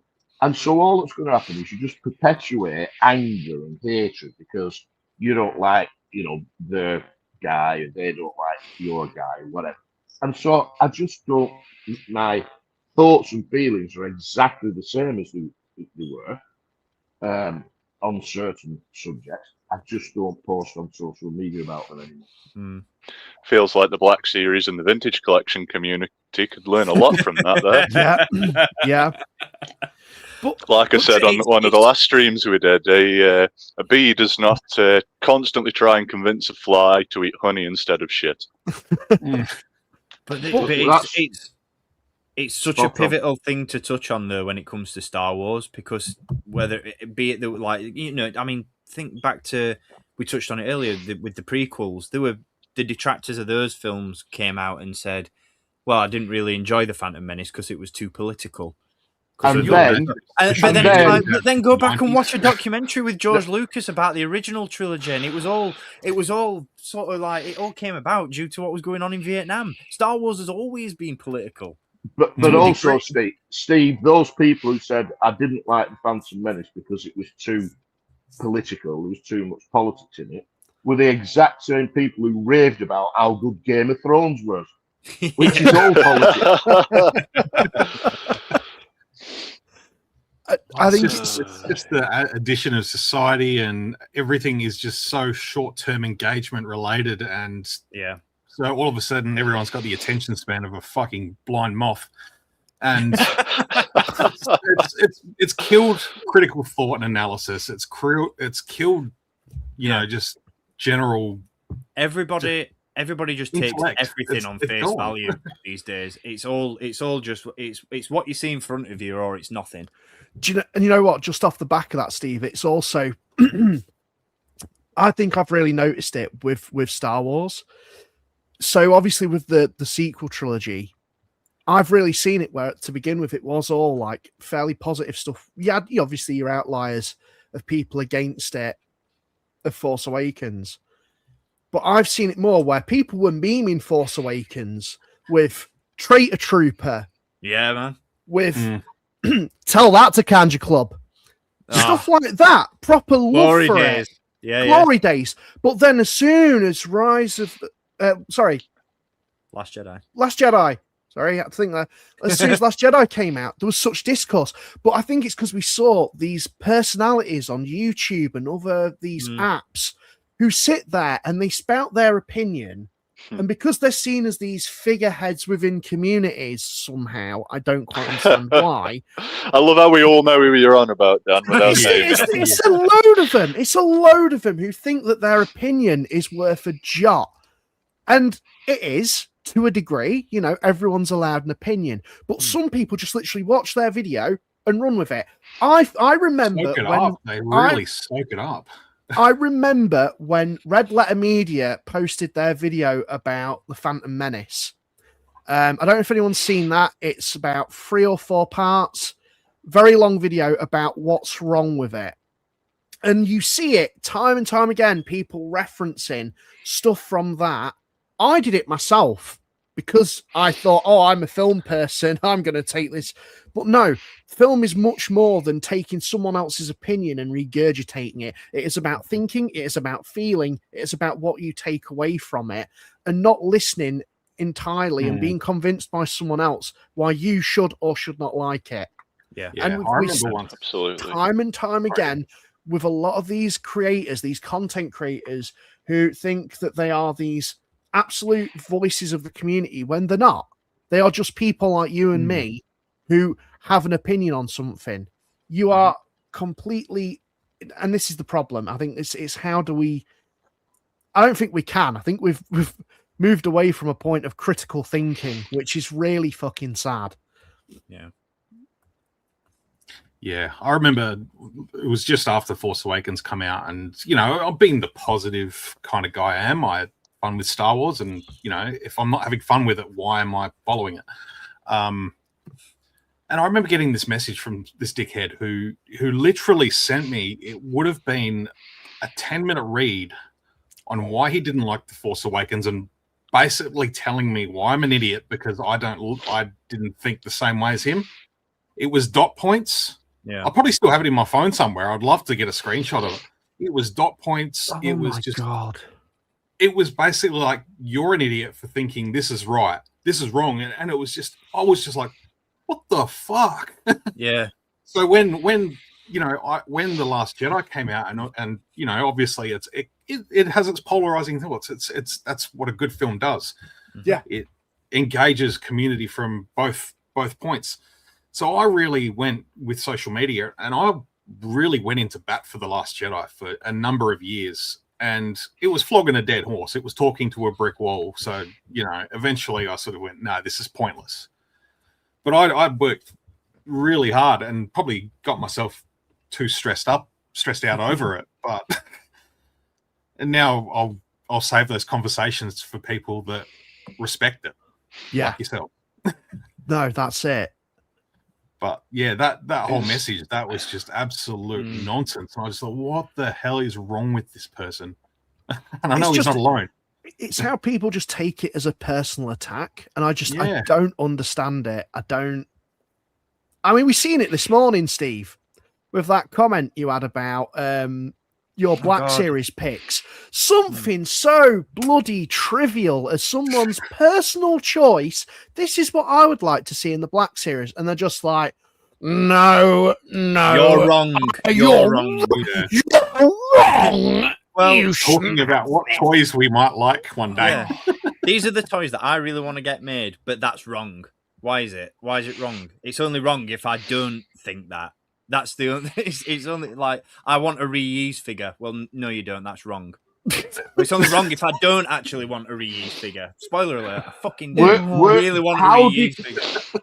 How did we go from what which political party do you support? Which football club do you support? Which is your favourite film? Which figure do you want to see made? And then, oh, okay, well, I wanted this one, but good luck, whatever. Let's have a beer. Two, what you've just said. Well, you're a fucking idiot then. That's it. Because you don't think like I think. Yeah. How did we go from that to that? I think that's always been a thing, but I think the internet's just blown it up. It has. Because one of the things I was about to touch on with Last Jedi is that I think that thought process and that discourse has always been there, and it was probably never more there than it was during like the Phantom Menace and the whole polarizing opinion on that. But the internet wasn't what it is now in 1999. Whereas now it's just social media has just enabled. I'm just going to add to that. Would that person stand in front of you? I think and these say, days no, maybe. no, you're wrong, and you're a dickhead. What the fuck? It depends on the person. The internet is a beautiful thing because it gives people anonymity and it emboldens them to be cunts. And if you're one of those people, here's the thing you need to do, right? Go outside. All together now. There's a blade of grass. Touch it. Hey. Enjoy the sunshine. Have a look at the world. Look at everything around you and people's different, appearances and dress sense and ideologies, and you might learn something. It might actually develop you a little bit more beyond than what you are now, which is a twat, a fetus. We Go seem and to have stand on gone the from beach and my soak in the intelligence Arctic breeze. is equal to your intelligence to my ignorance is equal to your intelligence. That's it. Just if you want to be negative about things all the time, specifically just talking about The Last Jedi, because I think I've seen it get more negativity than The Rise of Skywalker. Yeah. I don't understand that. If you're going to be so negative about things in your life all the fucking time, have you ever just stood still for a minute to think about what you're missing whilst you're being that way? Exactly. Maybe the reason you haven't seen something good in the movie is because you've already decided you're not going to like it before you watch it. Yeah. I think there was a lot of that with this. I did the double feature for this with The Force Awakens, and I watched it at midnight with a friend that I used to work with and somebody that he knew, and they both came out of the film going, "Oh, I thought that was terrible," and I said, "Well, it was great." And now amongst the three of us, they were not your average Star Wars fan; they just watched films, and I'm me, as you guys know. I know nothing else. Cut me open, and suddenly all the receipts from Toys R Us back in the day start pouring out of my every vein. I live for this stuff. This is what gets me through anything else that's terrible, right? Yep. It's why there's 5 of us sitting here talking on the internet from different corners of the world. No, I'm not. Yeah, no, I'm not going to sit there and go, "If you don't like this, you're wrong." I think you fucking are, but I'm not going to be that person, right? But what I would say, because I don't want to stoop to that level, I'm just being funny or trying to be, right? What I'm going to say is, I feel so fucking sorry for you that you can't watch this film and go, "Bloody hell, that was amazing." It's got such a director attached to it. Yeah. All the actors in it are just top notch, and correct me if I'm wrong, but when they used to do all the red carpet coverage, the popular thing for every news network to do when these were getting the premiere, go to George Lucas and interview him and ask him what he thinks. Now, with the exception of Rogue One, because he did tell Gareth Edwards after that he thought it was good and it built on some of his original ideas and what have you, this is the only movie under Disney's control where George has given a proper opinion about, and not just some scripted, "Well, I think it'll be a really good movie for the fans." Yeah.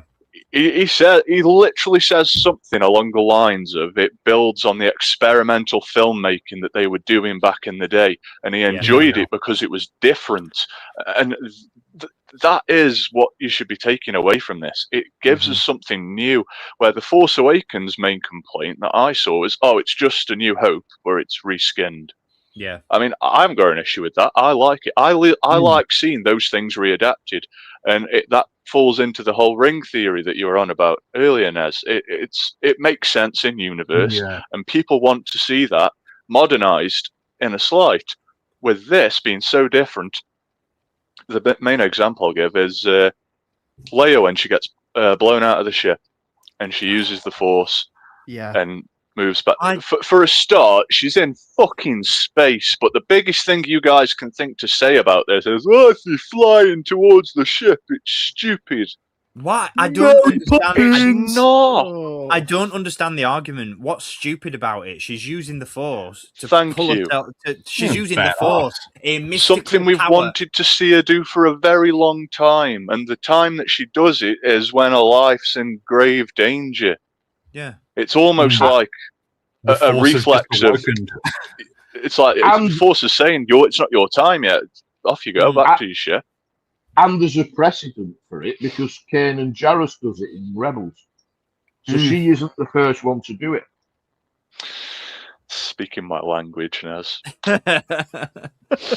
Thank you. Because I mean, this is the thing, right? A lot of people forget about the animated stuff when they watch these films, and you'd be beside yourself if you knew how many of the themes from Yeah. the Clone Wars or from Rebels the sequel trilogy actually Oh, carry good. forward. But It's nobody it's knows also because they don't books. watch them. It's also the books. I love the fact that people complain about Luke doing the Force projection thing. It's literally written in the Jedi Path book that was done way before Yeah. the Disney buyout. And Yeah. it's like someone literally pointed it, cited it, like this is a thing. This is the thing that can Yeah. happen. Do you know what? Just It was Ryan Johnson who pointed it out on Yeah. Twitter, as it was then. Yeah. Yeah. And He just did, didn't to bring it back to that Force projection as well, and the whole thing around the Force in Last Jedi, because that seems to be a really like a bone of contention for a lot of people, and I don't understand why. Like you can sit there and make that argument that Luke in Last Jedi isn't my Luke, and it's not a reflection of what his character is all about, and all this, that, and other. Forget all that. Forget all the deep, meaningful stuff. That last one of those last scenes in the film, the Force projection scene, is that not just the most Jedi thing ever? Like He took what he spends Ben that entire Kenobi like, did. it's not He my took what it's Ben not Kenobi did. it's in A not New my Hope it's not and my dialed it out. Luke, but he literally kills himself to save the people he cares about. He literally sacrifices himself in the most in the most genius way possible, so that he doesn't actually he doesn't present himself there as a physical being to avoid putting his friends in danger. He does it as a projection to save the people he cares about. How is that not your Luke Skywalker? Yeah. You're wrong and you're an idiot. I never forget. I never forget having a conversation with someone. Just to this will link in. Good God. But when I was at uni, before obviously we got Force Awakens, I was at a house party, and there was this guy, and one of them said, "Oh, Dan's a Star Wars fan." He was like, "What do you think about them making a Star Wars film where there's not going to be a lightsaber?" Because I think this is at the point when they mentioned about Rogue One being made. And I was like, "Yeah, I'm all for it," because in expanded universe, there's been characters that don't have a lightsaber. I was a bit like, "Where's this guy going with this?" It's like, "No, it's not Star Wars if it doesn't have a lightsaber." I'm like, so you think the Force is based purely on someone who can swing a lightsaber? It's not. It's so much more than that. Like Luke says in the film, what do you think I'm going to do? Face off the First Order with a lightsaber? No. It's just... I knew somebody very similar, Dan, once upon a time, and it was when painful. Solo came out. What did you think? Solo came out at the same time the second Jurassic World movie came out. And I thought the second Jurassic World movie was a bag of shit anyway, but he decided to bring them both up in conversation and try to say that Jurassic World was better than Solo.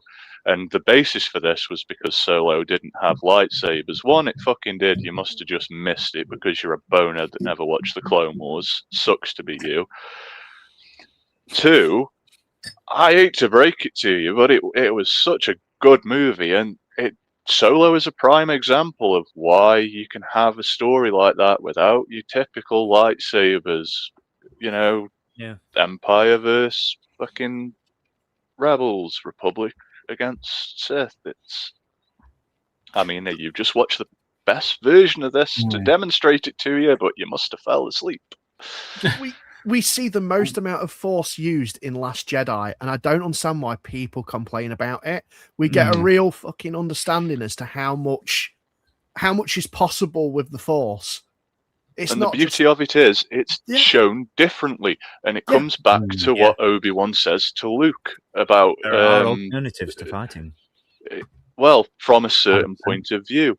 I think that's a comment that you can apply to anything in Star Wars.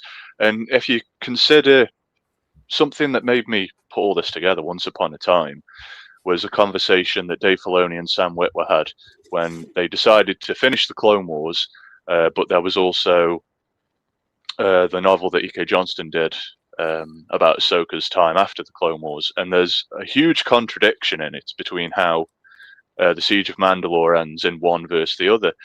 And Dave and Sam talk about how this is great, and both to it's like telling a story around a campfire. Somebody's going to tell that story around one campfire, and Ahsoka's lightsabers were green. But then somewhere else where that story's being told about another campfire, her lightsabers were blue. It's all a matter of perspective. Leia moving through space towards the ship. We see her moving towards it. I've always thought, well, how do we know that it wasn't the space around her moving and the ship was getting closer to her? Oh, Luke projecting himself. He's using the Force in a different way, but it's perspective. It's from a certain point of view. Nothing says we haven't seen that done before. It's just been presented to the viewer in a different way. And it's, because you look back to A New Hope. I wanted to mention before about A New Hope, and Ben, like what Luke does at the end of The Last Jedi is basically the same thing that Ben Kenobi does in A New Hope, but he dials it up to 11 from our perspective. But going on what James said, we watch A New Hope and it looks like Darth Vader cuts Kenobi down and he's dead. But, maybe he was elsewhere and he was projecting himself, but he still died at the other side of it or whatever. I don't know. But yeah. It's the whole mystery thing that Nez said about it as well. These are the things that I love. Talking about it, theorizing. If everything was explained and put in black and white, we'd have none of it. Just to put an emphasis on that point that you've just raised there as well, James. That's one of the things that I love about how The Last Jedi ends.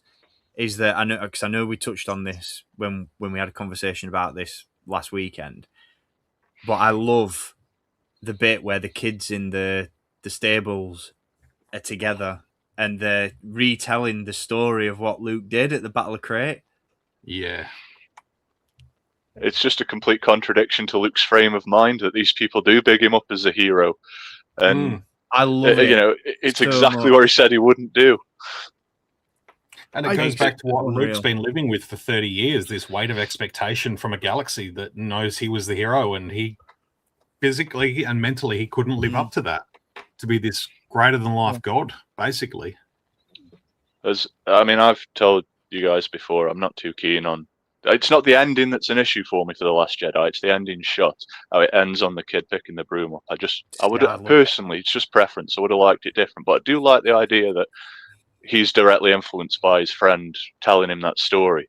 I think that was just demonstration Ryan Johnson setting up his own trilogy that hasn't happened. I think he was going to go on and do something about that broom boy. I just love the metaphor, like the meaning behind it. I think it's brilliant. I think it's one of the things we briefly touched on is how different of a film this is. And that even in the smaller details, like the ending shot, where instead of you hear it, like we've got the end of The Empire Strikes Back where it's Luke and Leia looking out into space, or the end of Return of the Jedi where it's the whole Rebel Alliance on Endor celebrating. I love that the ending of The Last Jedi is nothing to do with any of the main characters. I love that it's this kid who's heard this story and he's like, that's what Star Wars is. For me, it always brought it back to the viewer and that feeling of being a kid watching stuff. For many of us, being kids watching these films of Star Wars and falling in love with it, falling in love with these stories. It's that wonder. It's that hope.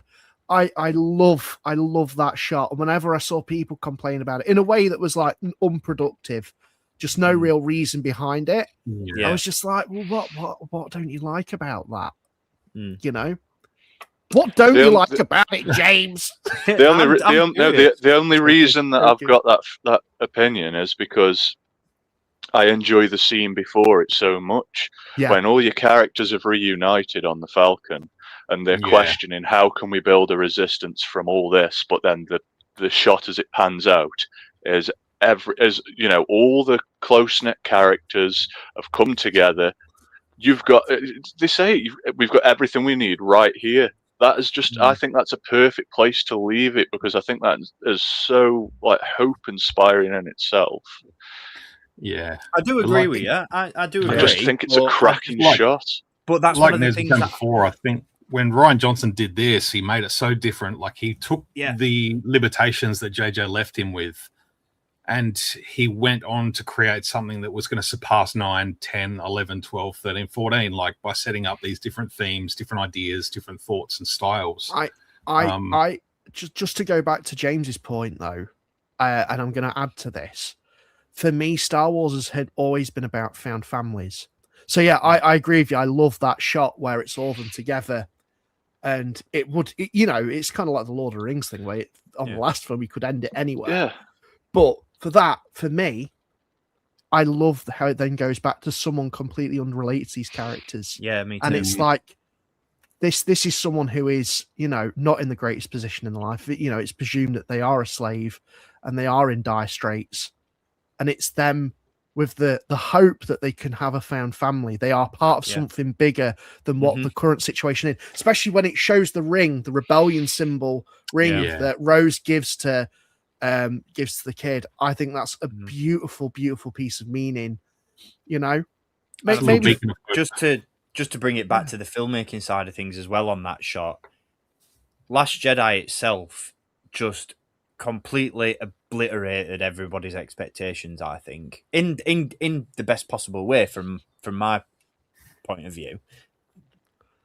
And I think that's what the ending shot does really well, is that, you said that, James, you've got all your main characters on the Falcon, you've got everything you need right there, end movie, end credits. And it would have worked. Not disputing that at all. Would have worked perfectly. Totally. But it didn't have to, and you think it's going to end there, and then it doesn't, and it's just that. Because I'll admit, I left the cinema seeing this film for the first time, and I was like, I don't know how I feel about it. Yeah, I was the same. I didn't know what to feel because it took multiple viewings to soak it in. Yeah. I think this is. I saw Force Awakens a couple of times. I saw this one about 3 or 4 because I was like, I don't know what to process. I don't know how to feel about what I've just seen, because every preconception and expectation that I've gone into this film with, every direction that I thought it was going to take, it went completely the other way. And then as the film went along, I was like, okay, we're going in this direction. Wait, no, we're not. We're going in this way. We're going this way instead. I was like, I was like, what have I just watched? And I'll admit, I was guilty of like coming out of the cinema and that ending shot and being a bit like, I don't know. I don't know whether it worked. But watching it back time after time after time, I'm just like, it's perfect. It's absolutely perfect. Let this be the example to the internet of how a bunch of friends can think different things and not turn into enemies. This is it. Yeah. Sometimes it may take another viewing to not have a reaction and go and slam and go, I'm never going to see a Star Wars movie ever again. Yeah. But I don't know, from a cinematographer perspective, yes, this film is just top tier. Beautiful. Like what Rian Johnson does with his directing of the camera work from the wide shots, I think of Luke and Kylo on Crate with the colors and the backdrop, to some of his close-up camera work where he's really honing in on some of the characters from Paige at the start, where he's really on, it's like that part of her, and his real close-up looks at Luke and Kylo, and he really just gets right up in their characters' faces to see exactly what, and just the directing and the acting on the actors' behalf in those real close shots, just absolutely unreal. It's the best, pure magic. The best example for that for me is during Luke's projection, and it cuts to the close-up of his face, and he's got the eyes shut, and he's projecting, and he's like pushing a poo out, and he's and then he opens his eyes, and he just smiles. Yeah. Oh, it's and you can see that like relief. Like there's the relief, there's the okay, they've got this. I can go now. It's just, and that the shot of him from inside the cave, of him sort of sitting on the rock, just he's completely at peace with what he's just been able to do. Yeah. And that's my only gripe with the film actually, is where you're looking at him like he's literally just like climbed back up on the rock and he's all knackered, and then it cuts to the shot from looking out of the cave at him, and suddenly he's just sat perfectly upright. And that always, I always felt a little bit of disconnect with that bit. Like, rather than being like, he's like, I see don't that, know. yeah. That's I get what you mean there, yeah. tiny little gripe. That's it. I was just about to ask, we've all waxed lyrical about The Last Jedi. Are there any things in The Last Jedi that you don't like? I don't actually like that Luke dies. It's very much a hindsight opinion, as I was telling the lads on Saturday. But I think, given Carrie Fisher's passing, I think after the fact it was the wrong thing to do. I wouldn't have changed very much of it. I wouldn't have just have him die. It would have worked if when Chewie drops Rey off Snoke's cruiser, he goes back for Luke, but you don't see any of it.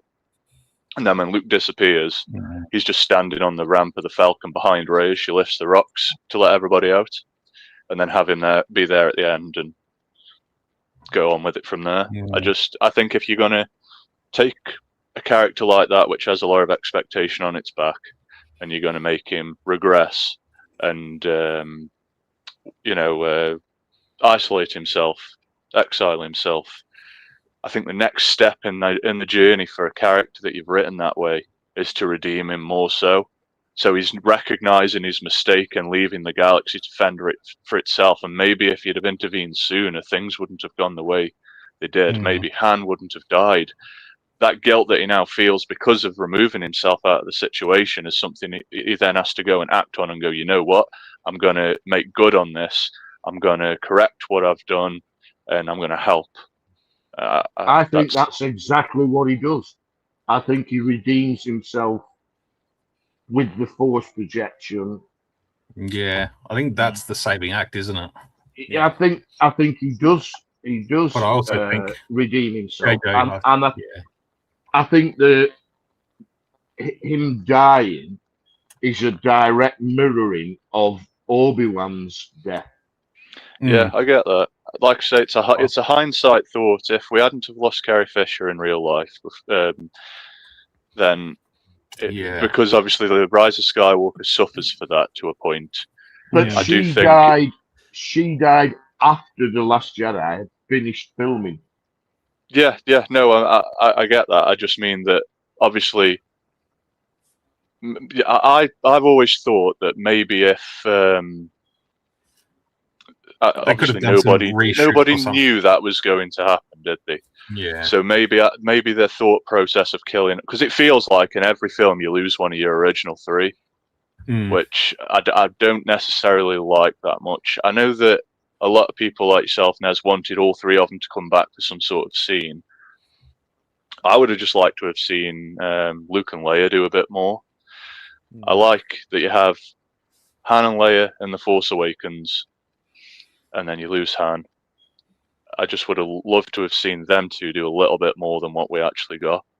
I feel like because obviously Carrie Fisher died, they had to write her out some way in The Rise of Skywalker. I don't necessarily think that would have been the plan anyway. Like if she was still with us at that point, then they would have had to be in the majority of the film.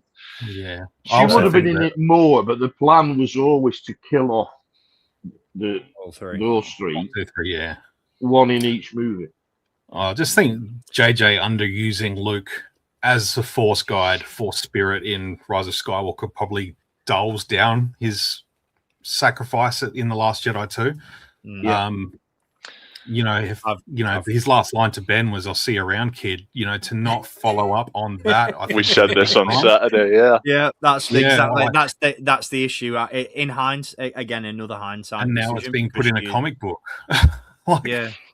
That's and then when you read, however, you feel about the Duel of the Fates script that Colin Trevorrow did, like there was some moments between Luke and Kylo there where he's, whether it went that way or what, but to have Luke sort of completely underused as a Force ghost and maybe take that next step in the Force and become something more than a Force ghost. Like that's kind of where I thought he was going to go. That's where we get into problems with The Last Jedi, Jesse. Physical realm. That's where we get into some issues with the Rise of Skywalker. I don't necessarily think I'm getting way ahead of myself, but just it's currently relevant. When he appears to Rey on the island as a Force ghost, to tell her not to do what he did, That's kind of the whole point of The Last Jedi. She's seen that Mhm. firsthand. She knows that that's not what she needs to do in the face of evil. It's one of them. The only other thing that I would change, again, it's a hindsight thing because we didn't know too much about Galaxy's Edge at the time of The Last Jedi coming out.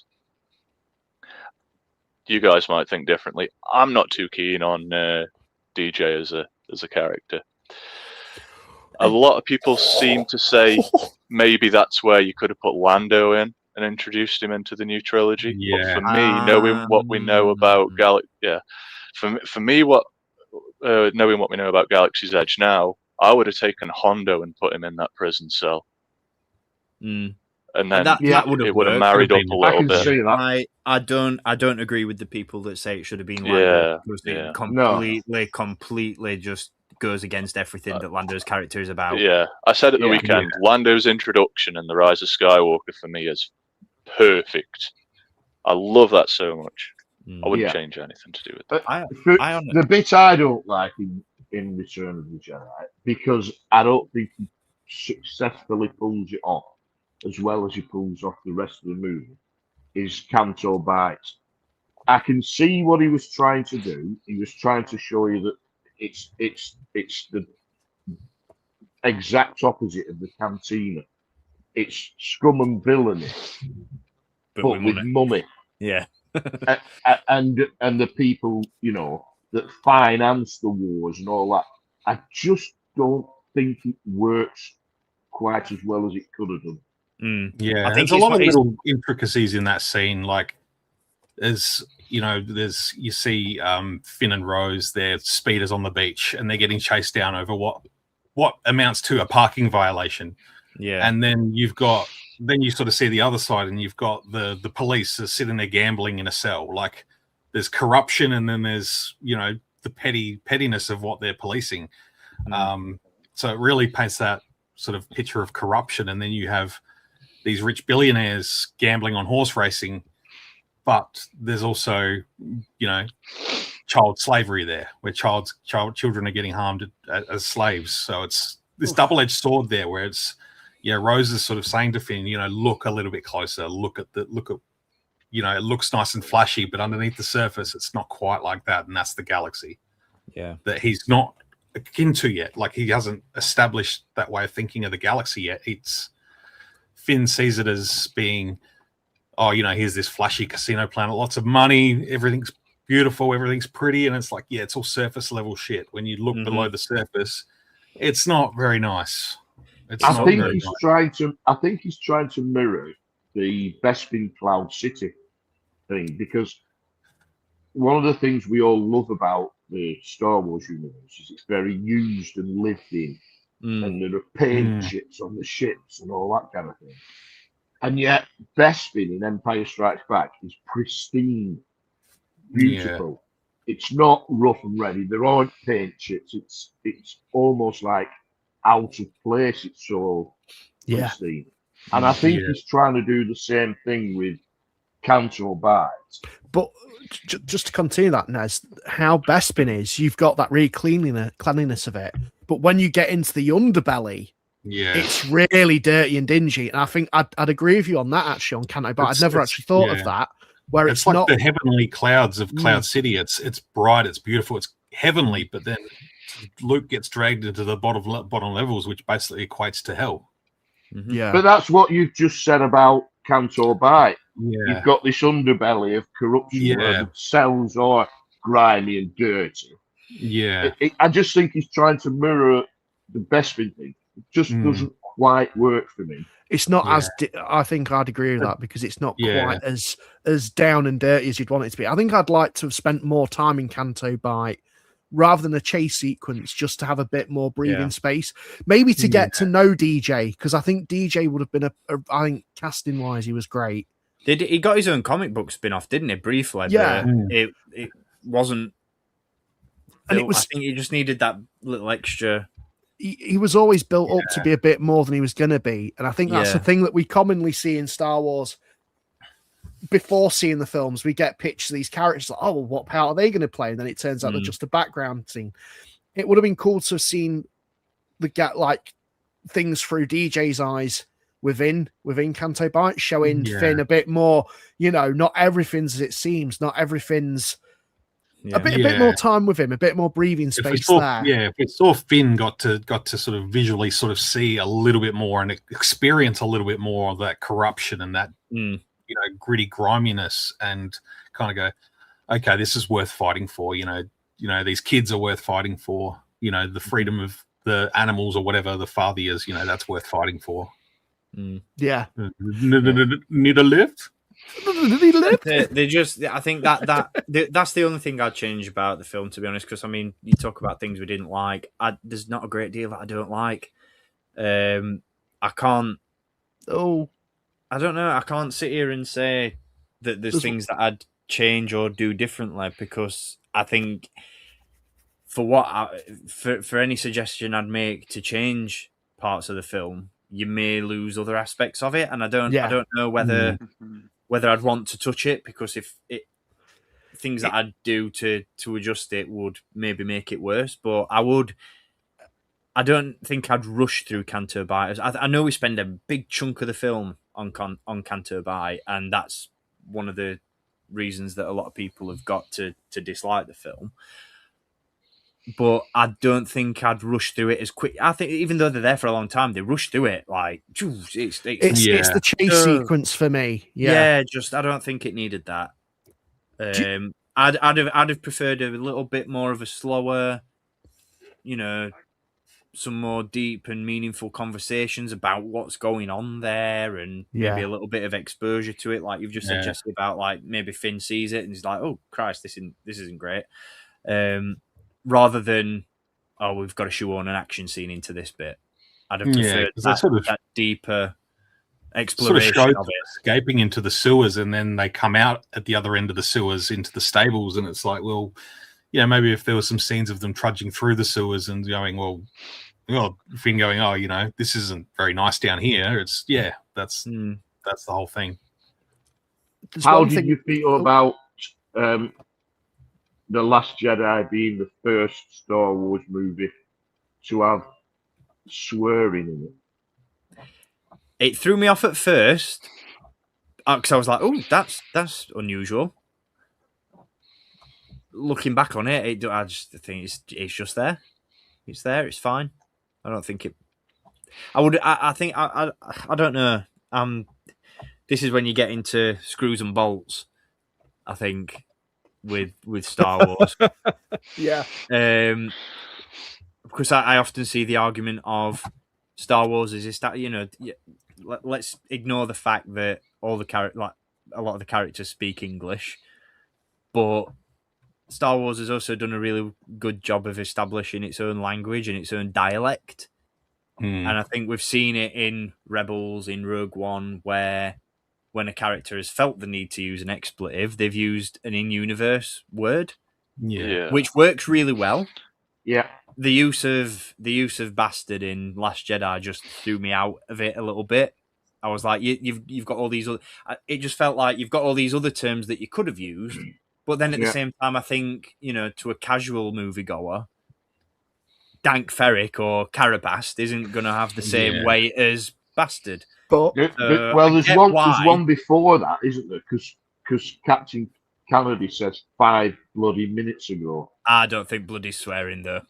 But I get where Nessie's coming from, because if you think back to Empire Strikes Back and what Han says, "I'll see you in hell." It's like, well, is the concept of hell in the Star Wars universe? Like, I don't know. It's just one of them things. It was jarring. It was like the entirety of The Last Jedi. It was jarring on first viewing, but after a bit, it's aged well. It's settled in nicely. It's got its place. And none of those are as on the nose as old mate saying shit in Andor, though.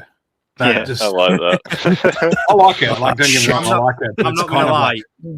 Just on that, Jesse, I'm really glad that Marva doesn't say "fuck the Empire" like the way that was originally pitched. I don't think I get it, and again, weight wise, because I think it's it's weird, because with it being Star Wars and with it being the story that it's trying to tell, I think with Andor, if Marvel had have said "fuck the Empire," we'd have all been like, "Whoa, okay, they mean It's it." one And it would step too far.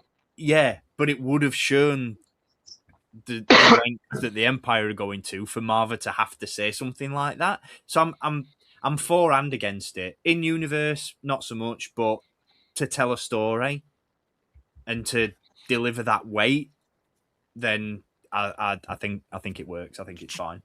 I think it's coming. I think the F word is coming in the Star Wars movie or TV show. I think it's coming. It'll be interesting when it does happen.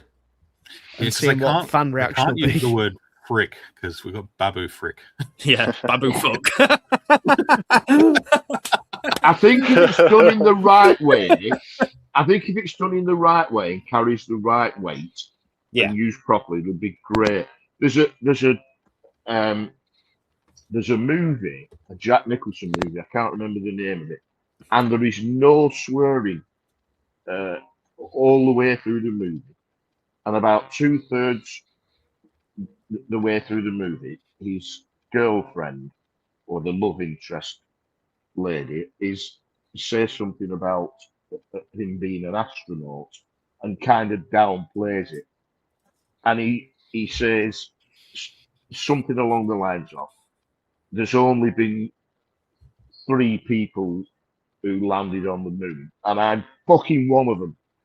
And because there's been no swearing all the way through it, the weight that carries is absolutely amazing. Yeah, because it throws you off. If it's done in that way, it'll be great. I think that's the thing. Like we just touched on with Andor, if that had been the line in Andor, I think it'd have had that weight. I think part of my issue, and this is not, I don't want to drag on anybody's acting skills, but I think part of what took me out of the moment where Finn says the B word is his delivery, because I don't know. It's not that I don't fully believe him when he says it, but it feels like it felt at the time on first viewing. I might watch it again later this week and think, no, actually, it's all right. But I think at the time I was just like, it felt like it was there for the sake of being there. I think for me, I'm not a fan of swearing in Star Wars. I swear like a trooper, by the way. But I'm not a fan on these streams, mate. because someone else said it earlier. I think it was James, maybe, that Star Wars is for 12-year-olds. Yeah. So I don't think it's appropriate in that way. If you're then going to go on and do TV shows, because there's talk about there being the Star Wars horror thing coming soon and all this. If you're going to make a TV series like Andor, which is clearly for adults, then it's not so bad. Yeah.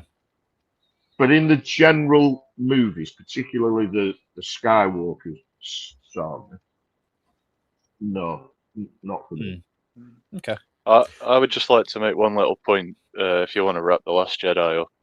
Yeah, I was just thinking that, actually. Not to get us off on another tangent, but the one thing I absolutely love about this film is Rose. If you don't like her, you're a fucking horrible person for all of that crazy crap that went on. Yeah, she deserves no hate. The actress and the character. I came out of that, and I don't know if the post is still on my Instagram. It might have been before I transitioned it from a personal page to a collecting page. But I put a picture of the Black Series figure up years ago. I was like, oh, she's like fastly becoming one of my favourite Star Wars characters. I just think she's great. And I'm like, I don't see the problem. I'm just... No. I said this last weekend, didn't I? I said with Rise of Skywalker, which, in fact, we'll put the slide up so we know to talk about it. With Rise of Skywalker, everything that Dominic Monaghan's character says in the Rise of Skywalker could have been given to Rose. I think Mm. Rose was unjustifiably snubbed from that Yeah. movie. It's And there was funny because absolutely- when they were and- starting the promotion for Rise of Skywalker, JJ's like, Ryan Johnson did this great thing. The best thing he ever did was, bring on Kelly Marie Tran. And it's like, he didn't do anything with her. Yeah. For I me, think someone mentioned it in the. Sorry, Dan. no, go on. Yeah, Just before I forget about it, someone mentioned in the chat earlier on, and I'm going to get this out of the way first because this is my biggest pet peeve with the film. I've got certain negative feelings about it. I'm not going to spend too long on those because I don't like to be negative, and there is a lot of stuff in this film that I do like, especially after repeated viewing. yeah, But someone mentioned it in the comments earlier, and it's my biggest issue with the movie, and it's the fact that it is, and this is word for word for the comment in the chat. It is embarrassing how much apologizing this film does for The Last Jedi, yeah. and Yes. there is absolutely no need for it. Mhm. There is no it's one of the reasons why I dislike the film as much as I do, because it just takes everything that made The Last Jedi so great and goes, let's just play it safe with this next one, shall we? And it's Like, and it, went out and of it, the way and it, to fix things. yeah, it's a lot. There's a lot of damage control in this movie, and it backfires, in my opinion. I don't think it works. And I think Rose is the biggest example of that, because for me, after seeing Last Jedi, I thought Rose was going to be the character that was the glue to these, and especially with what happens to Leia, with Carrie Fisher in real life, and then obviously Leia in the film. My biggest thing with Rise of Skywalker is having these group of characters who are thrust into a situation where they are now leadership of their respective groups. You've got Kylo Ren, who is the leader of the First Order. You've got now, obviously, Poe Dameron, who's eyeing to potentially be a leader for the Resistance. These essentially kids, for the most part, who haven't got the world experience and life experience, and they're thrust into these leadership roles, and all they've got is, as Lando says, each other. Yeah. And there's so much in this film where it's like it gets so much right, but it also, on the backhand, gets so much wrong, so much backpedaling, so much, we're going to play it safe here. And I think J.J. Abrams is a really good director for the most part. I don't like his whole mystery box thing that he seems to peddle on.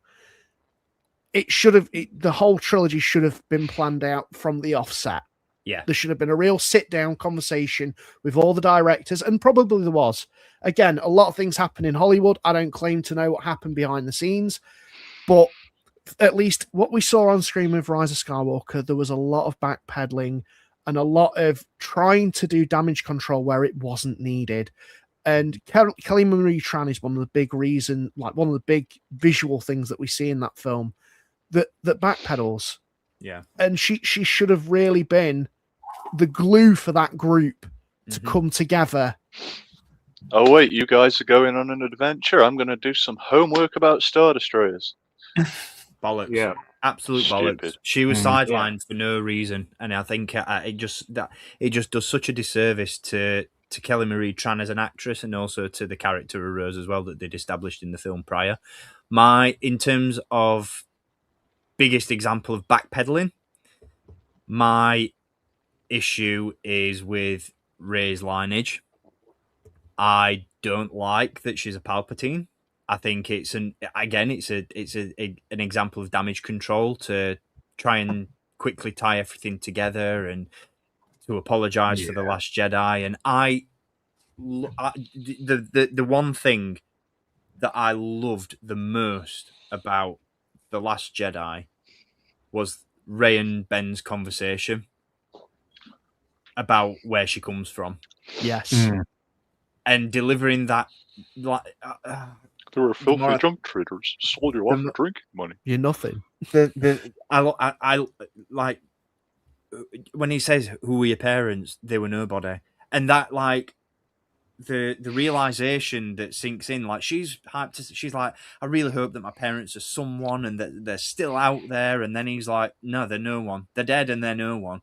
And like when she breaks down in tears and that realization hits her that I don't come from anything and my parents were nobodies. We talk about gravitas and weight. That has weight. And pushing that storyline forward into the next movie should have been their main priority. It shouldn't have been, well, where does she come from? And doing that thing that Star Wars sometimes has to do in terms of appeasing its fans and saying, well, we have to tie it back to this legacy character. There was absolutely no need. As big a reaction as I'm sure it got in Chicago, I am adamant, and I will die on the hill that there was no need to bring Palpatine back for this movie, and or at least to tie him into Rey's story. It was it just felt disjointed to me. See, I like the fact that they brought him back.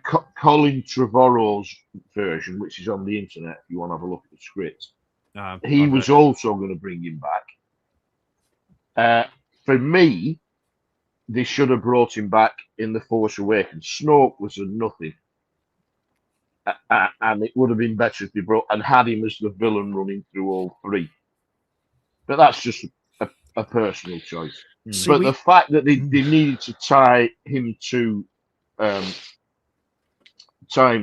Rey, I don't agree with. Like I said, I just see that as midi-chlorians. I don't need to know who Rey is. Yeah. It's that whole line, and I don't want to jump on it as being one of I don't want to be one of those people, but it's that line where when Kylo Ren says, "You don't just have power, you have his power." She can be powerful on her own. That's not how the Force works. Let her be powerful by herself, for fuck's sake. Like, just I don't know. It was just a lot of, like Dan, you mentioned it. It's just all backpedaling and damage control and when he pushes her to use Force lightning as if it's like a genetic trait of Palpatine to be able to conjure Force lightning, it's like no. It's pandering to the general viewer so much. Yeah. We're talking about Palpatine here, but I think the biggest problem for me with Palpatine coming back was the fact that they didn't use Matt Smith. Matt Smith was originally, as a young Palpatine. And I get it's a bit of pandering to the old expanded universe crowd, but I think that could have been. I think the whole story could have just been handled a lot better if they'd actually, had Palpatine come back in a way that's a bit more of a threat. So for anybody just for anyone that's watching that isn't aware, like when The Rise of Skywalker was in production, there was a casting announcement for Matt Smith, and then he just wasn't in the movie. But for years, nobody really knew what he was supposed to be doing. And he's probably under NDA because he's been asked and he's never openly said. But going from Colin Trevorrow's script and looking at what we actually got, the supposed reason that the majority of the evidence that points to online, and there are people that have deep dived into this more than myself, he was brought on for Colin Trevorrow's version and he was supposed to be the son on Mortis because the film was supposed to culminate there. And then when that all got scrapped, he was then supposed to be a rejuvenated version of Palpatine, as Dan's just said. So it's very bittersweet, especially if you're a Doctor Who fan like me, because he's really cool in that. And Injustice, but never mind. We're getting him in Starfighter. We are. No worries. If we go on to get some more, because there's quite a lot of rumours that there's going to be some more episodic Star Wars movies. They're going to do 10, 11, 12. These films that we've been talking about today, that we're calling them the sequels. What will we call them when we've actually got sequels? I've wondered this. Yeah. I think it'd just be dubbed under a title. I think you've got your original trilogy, your prequels, your sequels. I think if the standing title, it survives all through production and all that. If the new Jedi Order movie is supposed to be what Rey is about, if anything, with Simon Kinberg's trilogy is to be believed, as that's going to be, they've reworked that movie into the next trilogy with him. If that's got any merit to it, I think it'd just be dubbed under that title, the New Jedi Order trilogy, or something of the like. Yeah. Like how your Marvel films have got your different sagas. By the time they got to sort of episodes 7, 8, 9, they kind of started doing away with the numerical titles from an advertising perspective anyway. Like they're in the crawl. Yeah. But then I was saying, oh, this is episode 7. It's, it's Star Wars The Force Awakens, Star Wars The Last Jedi, Star Wars The Rise of Skywalker. We're already sort of in that period now already, because I don't know about you guys, but I've sort of inadvertently started doing it myself anyway, and that's partly due to the marketing for The Rise of Skywalker, is that I call episodes 1 to 9 the Skywalker saga. So whatever, I don't really break it down into OT, PT, and sequels. It's usually the saga. Yeah, just the saga. So whatever comes after it will just be whatever that is. The only one they ever made a big deal about the numbering was episode 1. Yeah. Because they had to get the thickos to understand that it was the first.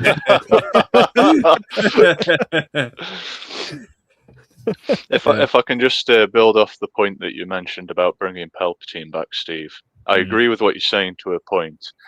It shows them how much of a pick and mix the movie is, because for everything it does wrong, it does something right. Yeah.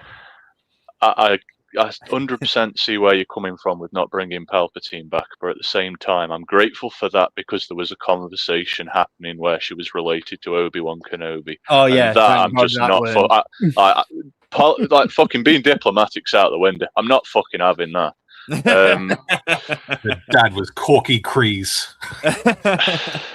No, I'm exactly the same. I also like the dyad stuff. I think that's an interesting idea that they came up with. It's just a shame that it was a name drop and fuck all. Because let's get one thing straight. I want this Ben Solo movie, lads. More than a lot of things right now. Yeah, so do I. And if you're going to bring him back, the fact that Ben and Rey are like cosmically interlinked because they're a dyad, that has got they've all the fucking tools for it are there, right? Bob Iger just needs a fucking hammer to the back of the head to make him go, oh, actually, it can work. As Nessa said, it's fucking fiction. Bob Iger steps down later this year, so I think the big missed opportunity, there was a lot of rumors beforehand where they were talking about episode 9 being split into 2 films, like 9 and 10, and prolonging that. And that would have given the film, because I think what the film really suffers is pacing. It doesn't explain enough. It doesn't paint the picture enough to sort of show how is Palpatine back. Let's just show some Snoke in a pickle jar, and maybe people will get it together. And it just doesn't. There's just not enough there. On face value, surface level, it's fine. It does what it needs to do to get through the story beats, but it's like you said. I agree with what Ness said earlier about I don't need everything explaining to me. I don't need every mystery unraveling. Like I'm perfectly happy with a little bit of not knowing. I just don't. For me, it's just everything just comes out of nowhere in this movie. Yeah. It's a speed run. It's a speed run. It's like the whole it's the whole Final Order thing as well. It's like all of a sudden there's just all these underground Star Destroyers and there's fucking thousands of them, and no one's heard about this prior. And I get the whole secrecy, but it's just like I don't know. Everything just happens. Like boom. It's just there in front of you. It's like all that stuff that we've spent 2 movies setting up. Forget all that. And oh my god, I mentioned this last weekend. You want to talk about Snoke in pickle jars? The fact that they fucking copied and pasted a promo image of Snoke and just put that in the jar, and then in the other jar that's behind it, just turned the same image upside down. Star Wars, it had the biggest budget out of all the movies, and they still had to do that. Oh my god, it's a little thing, but fuck me, does it piss me off? Can I bring up how I would have started this film? Like, keeping it the way it is, you know, the way I would have started this. This is how I was saying this like after the movie came out. I'm like, this is how I would have started it. So one of the best intros to a film for me is Lord of the Rings: The Two Towers, where you come from outside the mountains, you hear the sounds of Gandalf fighting the Balrog on the bridge. He goes through the mountains, and then as Gandalf's pulled off the bridge, the camera then follows him in a different direction. You're left with the Fellowship of the Ring and the Fellowship. So what I sort of said is, we go back to Return of the Jedi, the space battle over Endor. You go into the Death Star, you go into Palpatine's chamber. You see from a different angle, you see Vader picking up Palpatine and throwing him down. But this time, the camera follows Palpatine down the chute. He does some incantations, some Sith shit that we've seen in the Clone Wars, and all of a sudden, his spirit is projected to Exegol, and that's how you set that up. That's cool. And then that's pretty cool. Then you jump forward and you go, well, here's Kylo Ren trying to find the clone of Palpatine somehow. That's with that in mind, and that's a brilliant idea, right? So you have that on the one hand. What sums up the Rise of Skywalker for me is one meme. I don't know if you saw it, and it said, "Hollywood writers, we're going on strike because we're not being valued for what we do. We don't get the correct remuneration for what we do." Also, Hollywood writers, somehow Palpatine returned. It's almost like what were we saying earlier about attention spans and all that sort of stuff, and the script writers are dumbing it down for us and adding too much exposition. Why didn't this film have more exposition? we said at the weekend though, as you got to wonder what goes around in those boardroom meetings when they're writing scripts and they're going through draft after draft after draft when there's 5 of us sitting here on the internet coming up with better shit. The thing that I love about the filmmaking process, and especially when it comes to script writing, is obviously scripts are a foundation. It's what you build upon. So it is entirely possible that someone did write a really good script, but someone somewhere in a boardroom said, actually, can we take that out and do this? And they've got to do it because it's the person financing it. It's like such you mentioned, a wild process. You touched on it last stream, Dan, when we talked about the Lucasfilm leadership change up, and you mentioned about like from a storytelling perspective, a lot of that gets thrown out of the window because they've got to answer to the bean counters. And that's what makes Rise of Skywalker for me such a missed opportunity and such a shame, because it's almost like they were too concentrated on making not having another failure in their eyes. It's the one film where it's evident that there was far too many cooks in the kitchen. They were just like, we need to make a Star Wars film. The reason story, I don't care about the story. Make a Star Wars film. That's what it felt like. The thing for me is lost everything. You can tell that there was too many cooks in the kitchen because of how the cast react to it in interviews. I think J.J. Abrams hasn't really made much of a comment on it, and that for me is a big telltale sign that maybe it wasn't all his fault. No. And again, Kathleen Kennedy's the one that's copped for most of it because internet theorists just run with whatever bollocks they can. It is such a big process, and I would love to have seen some behind the scenes of the production, and the fact that we haven't, when we got stuff from Force Awakens, we got stuff from Last Jedi. Last Jedi got a full documentary showing warts and all for the most part. You know, that's obviously almost better than the Rise of Skywalker. But for me, it's like Disney and that whole production, given how much was cut, how much has been changed, a lot of the stuff is just, it sounded like a powder keg, a massive powder keg. There's also always this conversation about, I think someone mentioned it in the chat earlier, about sort of the lack of sequel merchandise in the aftermath of Rise of Skywalker, and that tells a story. I think in a lot of ways they tried to do damage control story from a storytelling perspective with this movie, but in a lot of ways this film did more damage than Last Jedi. Yeah. because it's Agreed. almost as though after this film, that's when they swept everything under the carpet. Yeah. But I do agree. I think it's just that it was a mess from the start. It wasn't planned out. They should have sat down and instead of going, right, this is the first one, let's spend all our time getting the first one out. Right, what do we do next? They should have gone, right, this is the first one. Before that comes out, what's happening in it should have all been planned out from the start. They should have set out who they wanted to direct, who they wanted to write, produce, and gone from there. But I feel like with the Lucasfilm acquisition, it was just a case of let's get a Star Wars film out. Come on, let's go. We need to get this thing in cinemas before the end of 2019 because the billionaires in the elite of the world are planning a pandemic that's going to fucking cripple the world for a decade. But I think that there was a lot of things that just derailed all these films for the most part. I think particularly after Carrie Fisher's sad passing, the whole sort of reaction to Last Jedi and then what we got with Rise of Skywalker was like a culmination of this big boiling pot. We said at the weekend, didn't we, the reuse of Carrie Fisher's footage from The Force Awakens, it just feels a little bit janky because you know what it is. We even mentioned valley going on there, unfortunately. We sort of came up with a really cool intro, didn't we, Dan, to sort of change that, where they would write her out in the opening crawl and say, and there you announce Palpatine's return and say that there's been an insurgency strike on a New Republic ship.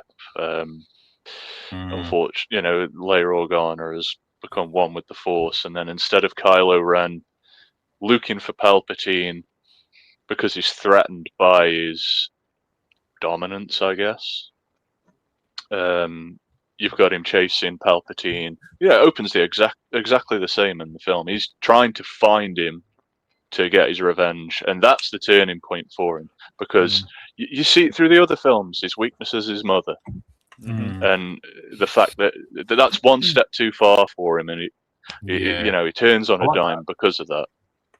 And also, what just to mention back, because we really went into it, didn't we? What we would do, and my big thing was obviously we'd have that, and we'd have Kylo Ren with that, and the whole thing of the Emperor's returned and people hear that in the galaxy. We shouldn't have got that through Fortnite. We shouldn't have got that through an opening crawl. We should have seen it, and we should have seen people's active fear at this random noise being in their head. These non-Force users, these Force users, just hearing this voice, everyone collectively, and having the Resistance in absolute disarray because you've got Finn, Poe, Rose, all trying to bring together this group who've now lost someone, and see that active devastation, the aftermath of not actually seeing it, but feeling these characters' loss. Just on that, I think a really cool visual representation of that would have been to have a complete opposite of what we got in the Return of the Jedi Special Edition, when you go into all the planets and you're seeing the fireworks and the toppling of the statues and all that sort of stuff. Yes, yeah. Like jump to all these planets and see that broadcast being transmitted, and people in absolute fear and you put some people cheering. We're cooking here, lads. Because once again, politics is also ingrained in Star Wars, and to show that they're actually supporters for the Empire. Yeah, because there would have been people born in that time that knew nothing else. Yeah, that now it's in disarray. Put Indiana Jones reference in there and have someone on the street going, "Long live the Empire," and then someone punching him. Not just that, because everyone loves to punch a Nazi. But then it links towards the end of the film, and this is the one thing that I have a real issue with Rise of Skywalker, was at the very, towards the end, I love the scene, because again, it's one of those, I love this thing, but then it really fucking pisses me off. But you see Lando in the ship, you see Poe in the ship, and he's like, everything's gone to shit, fuck me, you've even said, James, you love this. It's so this is hopeless. What are we going to do? And then Lando says, "There are more of us, Poe. There are more." All the ships come out of hyperspace. The one thing that really annoys me is that they showed that, but then they didn't go to these different races within the ships So you could have had the Nemoidians, you could have people who would have never worked with each other before actively being like, no, this is bigger than us. This is us as a collective group of people who might disagree or agree, fighting this monstrous fucking awful thing that's going to happen if we don't fucking deal with it now. Yeah. And then to Nez's point earlier, once they've defeated the Empire, they all go for a beer afterwards. There we go. That is such a good scene, though. I mean, say what you want about the movie, but it's just got some fantastic scenes. Lando's introduction and that little giant tank tread just going across, and he's like, "Oh, how did you know we were here?" And he takes his helmet, because Wookiees stand out in a crowd. I'm like, oh, it just makes me feel all warm and fuzzy inside. The I love the little tread driver too. The little where he's like, you got to look, and you're okay. What the hell? It's like you just said, Jesse. It is a really, really fun watch. But it just comes with all those connotations of what came before it and what it ultimately is supposed to wrap up. That's the biggest problem with it, is that it's a sequel to The Last Jedi. It works as a sequel. I think it works perfectly as a sequel to The Force Awakens. It doesn't work as a sequel to The Last Jedi. Yeah, no. As a film on its as a Star Wars movie on its own, it's absolutely fine. Yeah, but it just doesn't fit with the other two, and it makes everything feel disjointed. I like it on its own. I'll say this: I'll redeem it. I've done every stream we've ever done where we've mentioned Rise of Skywalker. I feel like I just do nothing but dick on it, but there we go. I'll put that out there. I like it on its own. As a part of the sequel trilogy, I'm not a fan. I would like to play... Sorry, go on. Sorry, no, you go. I was just going to say, I really don't like the riding of horses across the hull of a Star Destroyer. It's just silly. Is that where you draw the line? Yeah, it's far-fetched. Too far-fetched. Little teddy bears smashing logs against tanks. An idea that I've had for years. This was before the Rise of Skywalker came out. I was telling Dan and Steve about this at the weekend. As much as I understand the scene, and it is good, like when Kylo Ren throws away his lightsaber, I think it's just ultimately so damn stupid because he knows he's about to go and help Rey fight Palpatine with fuck all. He doesn't know that she's going to bring Leia's saber with her. It's like, what did you expect was going to happen? I love his lightsaber. A lot of people weren't keen on it. Right? I think his lightsaber is such an interesting version of a weapon because we're forever told that the lightsaber is part of a Jedi, and we see that in the Clone Wars with Anakin keeping hold of Ahsoka's lightsabers, and they change color as a point of that. I like how it reflects him as a person, and that all the drawings in the visual dictionary show that the Kyber crystal's got a split through it where he couldn't quite bleed it to succession, and that's why the cross guard comes into it. And we see in this film him come to terms with everything and ultimately choose a path definitively for the first time in his life. And I just wanted a scene where, because we've seen where his lightsaber looks like without the cross guard. So you've got that point of reference for the viewer where he goes and helps Rey on Exegol, and as he ignites his lightsaber, not only does it stabilize and turn blue, but it then shatters the crossguard off and returns to how we see it when he's, a Padawan training. I just thought it'd be cool because we're doing things differently and they've changed a lot of stuff. But I just think it's a meaningful thing. I've mentioned a lot of times in the past, I think the biggest miss in that last scene where Rey hands the lightsaber to Ben, it would have had more impact if she'd handed Leia's lightsaber to Ben. 100%. And then Rey had fought with Luke's instead of, Ben's former disgraced student of Luke, and now he's going to use his lightsaber. I just think it wasn't thought of. It just wasn't thought about. Yeah. I think that underlines this movie as a whole for me, is that the biggest missed opportunity with The Rise of Skywalker is Ben Solo. This is why I'm any chance I get, I will advocate and I will champion for the hunt for Ben Solo. I want that movie to happen because my boy was done dirty in this film. We want a film. We want a Black Series figure. We want a vintage collection figure of Ben Solo in his good boy jumper. Get it done. He was force projecting that whole time. I've gone on record and I will say that I ultimately was disappointed by how Ben's story went, because all the way through the sequel trilogy, the marketing and the promotion for this film, he's the opposite of Vader. He's the opposite of Vader. He's the opposite of Vader. With that in mind, I think, I want a Hunt for Ben Solo film just to build on what we got in Rise of Skywalker. But if I had a chance to redo it all, I'd have kept Ben the villain. I wouldn't have had him redeemed. I'd have kept him the villain because I feel like that's something that needs to be showcased. That sometimes villains are just that. They are villains, or sometimes there is no coming back from it. Yeah. You know, and they did change redemption is a theme in Star Wars, though, isn't it? So I get that. I do. And I'm all for a Hunt for Ben Solo movie on one condition: don't use that as the title. It's horrible.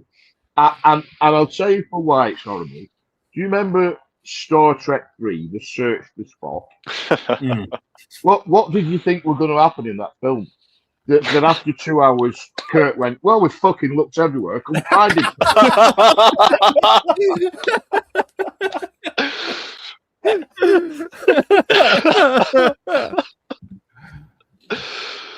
Yeah. This is my hope. I can't argue with that, to be fair. This is what I was saying about the Simon Kinberg trilogy. A lot of people moaned when that was allegedly leaked, revealed, mentioned, whatever, because not many people thought the X-Men films were too great. But if you go back and look at Star Wars Rebels, a lot of the best episodes in that were co-written by him. Change your Rey film into a trilogy with him doing whatever he's doing with it. We know that Dave Filoni's overseeing a lot of creative development now, so hopefully, consistency is to be appreciated. You've still got Pablo Hidalgo, who was your lore advisor. So if all these people come together in the right way, we could have a fantastic trilogy that not only makes sense, but really pisses off a lot of the haters, because it could be fucking mint. Yeah. And I think as well, somehow Ben Solo will return. There you go. That's the title. Ben Solo will return in Avengers Doomsday. I would like to defend the line somehow Palpatine returned just quickly while it's in my brain. From a in-universe perspective, from a storytelling perspective, it's piss weak. It really is piss weak. But from in-universe, it makes sense. The Resistance, they've got no idea how this could potentially happen. For all they know, all the stories they've been told for years is Palpatine got killed on the Death Star at the Battle of Endor, and then 30 years later, it's like, somehow. And then you've got Dominic Monaghan, who's kind of like, maybe he's, there's some dark secret Sith magic, whatever. Maybe that's how he came back. Dark magic. So from that perspective, it's kind of just like,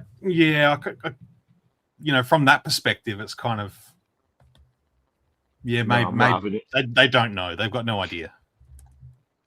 So, but I don't know. Cloning, dark signs, throwaway lines that only could explain our piss poor attempt to write this scene. Sith magic, dark signs.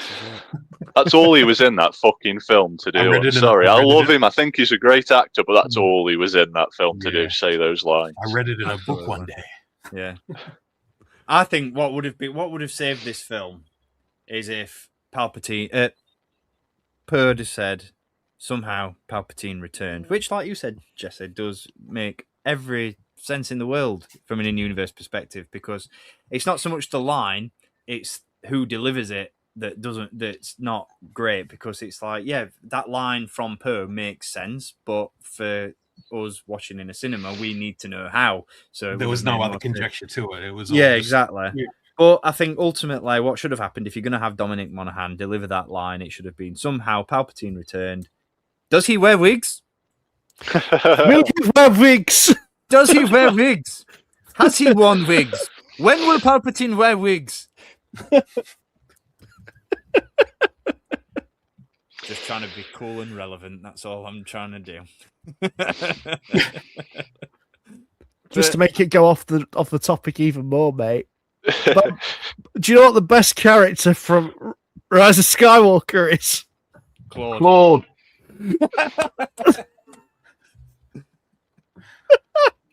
Claude is up there. Claude is definitely up there, and I do want the Black Series figure of him. Yeah. I just think they've done Turgle, so stick Claude in there as well. Stick Claude in there. He's Oh, if somehow it's a not- spaceship if it's technician, but he doesn't have arms. Yeah. Yeah. If it's not Claude, it must be Boolio. Yeah. Oh, really? It's up Wait, there. no, what? Babbitt Flick, come on! Yeah. Come on! What? Johnny's ready! There's a lot of What? good stuff to take away from Rise of Yeah. Skywalker. Yeah. The club shittos are it. They're on peak. Rothgar Deng. Peak form. Rothgar Deng. Rise of Skywalker is peak glup shitter territory. So absolutely no qualms there. Yeah. But yeah, do you know what? I think we touched on it a bit ago. It's absolutely It's certainly a film. it's a film I've seen. Shut off your brain film off. I've seen. Grab some popcorn. You'll have a fucking great time. That's the one. It's a popcorn movie. It's Yeah. a really fun popcorn movie. This is, fun fact, the most recent Star Wars movie I've watched with my mum, and she really enjoyed it because she's got no idea about Hey. the lore and the deep, intricate meaning.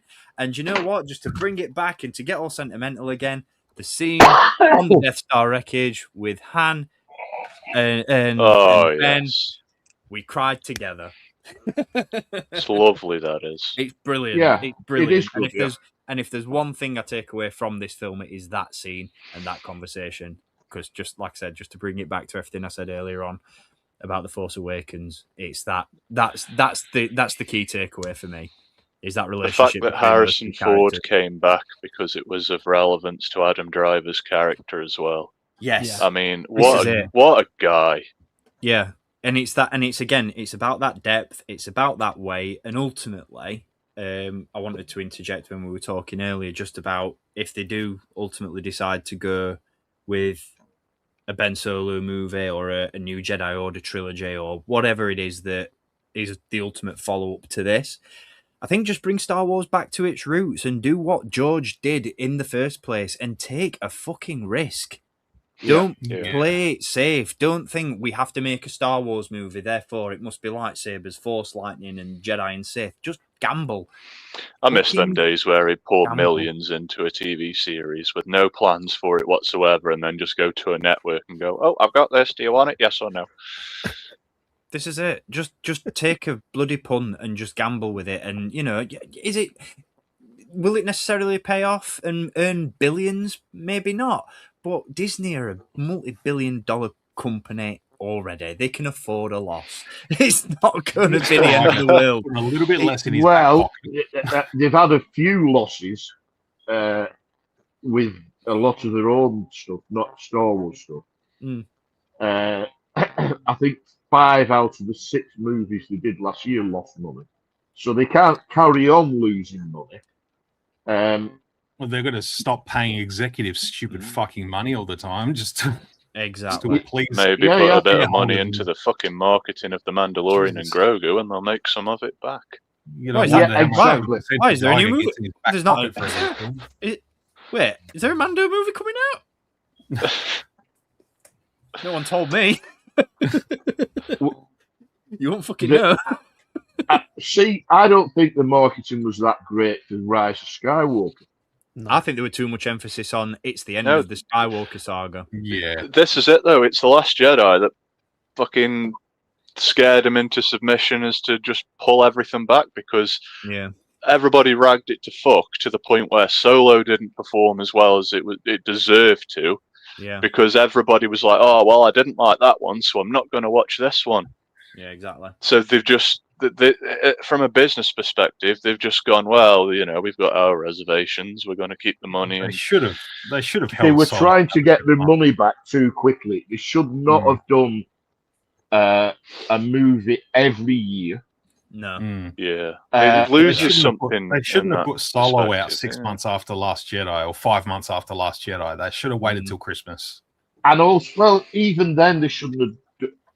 They confuse people. Remember that not everyone's as intelligent as us five. Which, you know, And that's saying something. exactly. And because there were people going. I remember people watching Rogue One and going, "Well, where's Rey? Yeah. What's happened to Kylo?" How many people thought that Jin was Rey just from looking at the poster or watching a trailer? Yeah. I remember when Rogue One came out, My and dad all the was one of comments were, really, they're going with it. We've just had The Force Awakens, and they're going to do another Death Star? Yeah. And they confuse people by doing that. What they Yeah. should have done is 7, 8, 9, and then Rogue One, and then these movies that were going to be called the anthology movies. But putting them in between was just ridiculous. And we like the original trilogy, there was 3 years between each movie. Then I think the prequels, I think I'm right in saying there were 2 years between each movie. They were trying to get their money back too quickly, and they were putting films every 12 months. And that's what... and as you say, Jesse, between The Last Jedi and Solo, it was even shorter than that. Yeah. And it was too much. Yeah.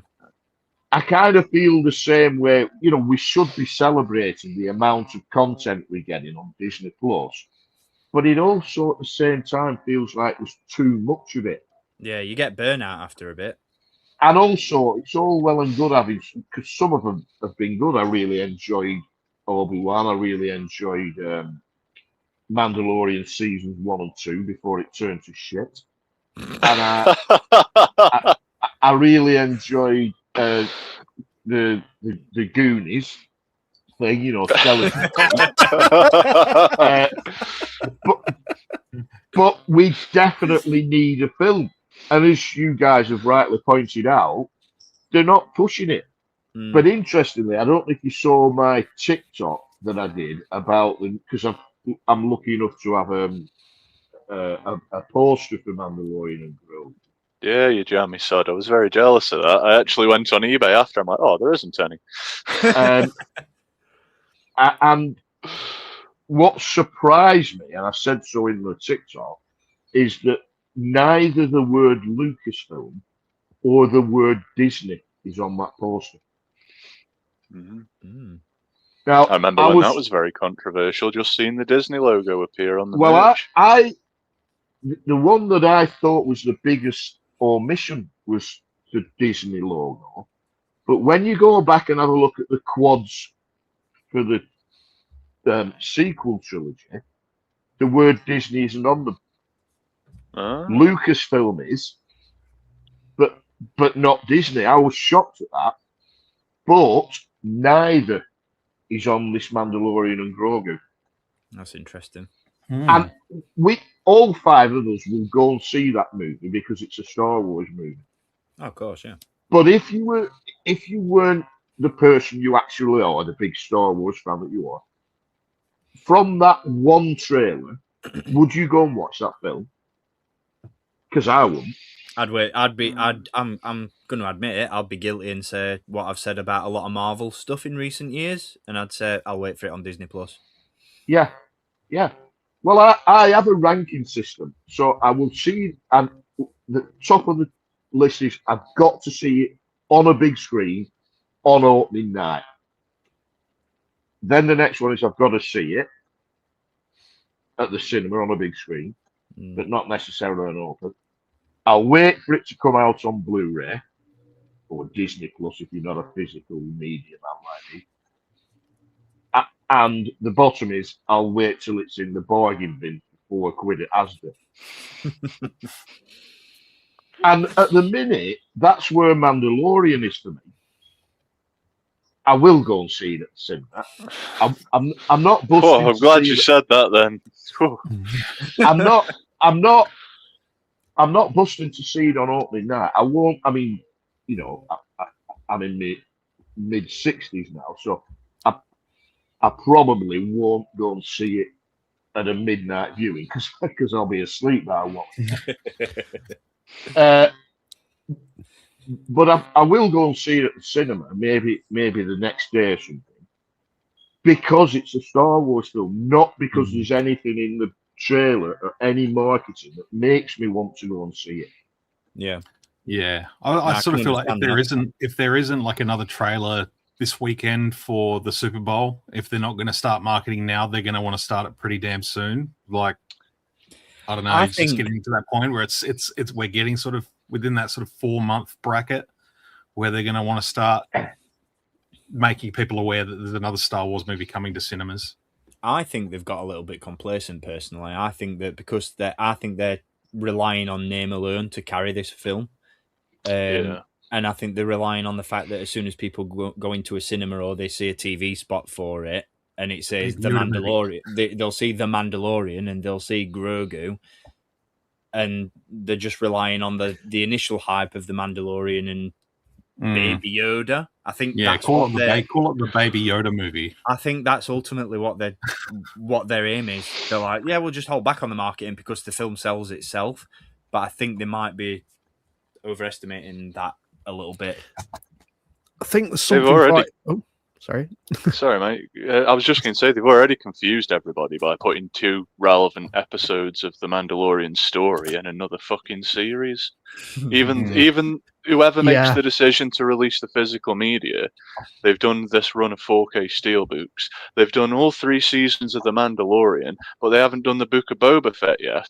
Fuck knows why. But you can't if you're only buying these things on. If you're only buying these things on physical media, though, you're going to be watching the first 2 seasons of The Mandalorian. Oh, wave bye-bye to Grogu. He's going to train with Luke Skywalker. And then they start in season 3, and little fucker's back. You can come and live in Australia where Disney doesn't distribute home media anymore, so we can't get physical media for anything under the Disney banner anymore in Australia. That's nuts. But that's interesting you've said that as well, Jesse. But the fact haven't had anything since the Rise of Skywalker. I can't remember the last time we've had a midnight screening for a film. Yeah, I had Rise of Skywalker. Well, because we haven't had any films. Yeah. Very true. But even for like Marvel used to always have a midnight screening, regardless. Yeah. Now, but this is, I don't like blaming COVID on everything, but I do think people's perspectives on a lot of things has changed since that period of time. So there's sort of 2 or 3 years we went through. Like, I don't know whether it's affected the way films are made. I don't know. I have no inside information whatsoever, but the way films are marketed, I think it's changed. The way films are consumed has changed. Just the way people talk about them online has completely changed over the last 5 years. Yeah. So there was a point we made earlier about how films are made and things like this, and this is something I've actually been looking into recently, and how I think was it Nez you mentioned about TikTok and things like that, and Stranger Things particularly. There was a mention of it. But if you watch any piece of media nowadays, you'll certainly see how it's filmed. It's a lot more cleaner and crisper. It's not actually filmed on film itself. But not only that, but how films are framed. And this is a thing that's really boiling my piss at the minute, is there's no cinematic dialogue. I went to see Iron Lung at the weekend, filmed by Markiplier, the YouTuber. Now, I was going in thinking this is going to be a YouTuber. It's going to be pretty either bang average or not very good. That was the most cinematic film I've seen in a very long time, in terms of cinematography, in terms of a visual language. It used shots, it used movement with the camera. It was by no means a perfect film. It was very art house, very unlike anything we've seen cinematically, and I really, really enjoyed it. If you get a chance to see it, highly recommend it on a big screen.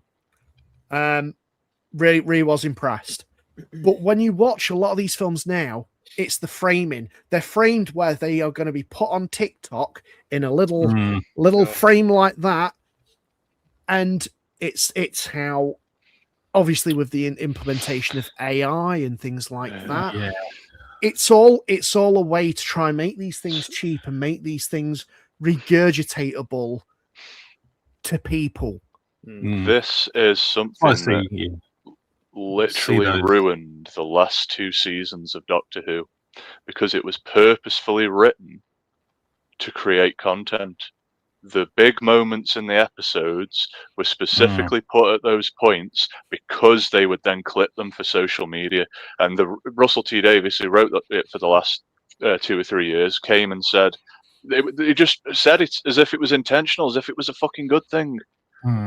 But it was dog shit. It was fucking awful. The thing Because of that. Can't stand the thing I can't stand is people going crazy over these generative AI where they put a video onto a vertical screen and then they'll fill the gaps with just it doesn't add fucking nothing.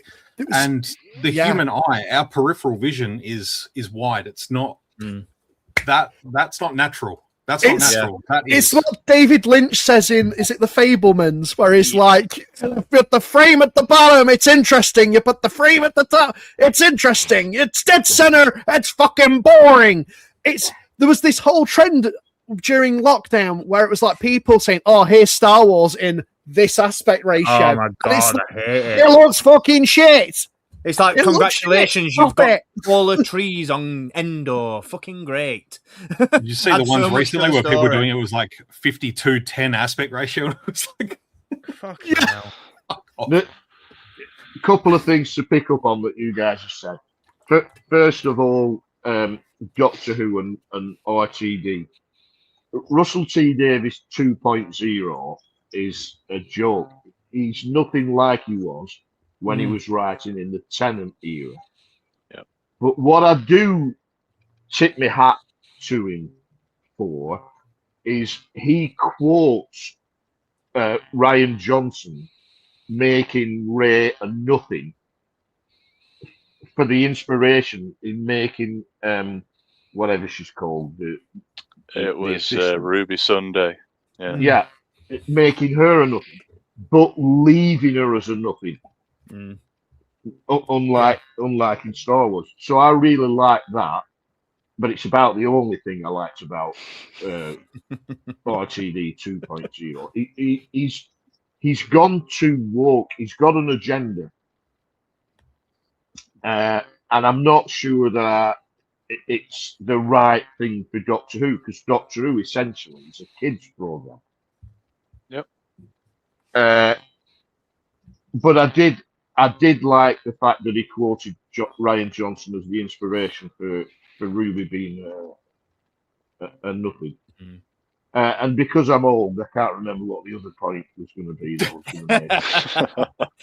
going to make. To be fair, I mean, we're closing in on 3.5 hours, so I'm conscious of your guys' time, so we'll wrap things up. But it's a really good point to end on, just because of what I mentioned earlier in terms of I felt in the best way to summarize the sequel trilogy, ultimately, I always find is to raise points that were either introduced or brought up with The Last Jedi, because I feel like out of the three, that's the one that's, it's the one that everybody still talks about. It's the one that's the most poignant, the most brilliant, the worst. It covers such a spectrum of feeling.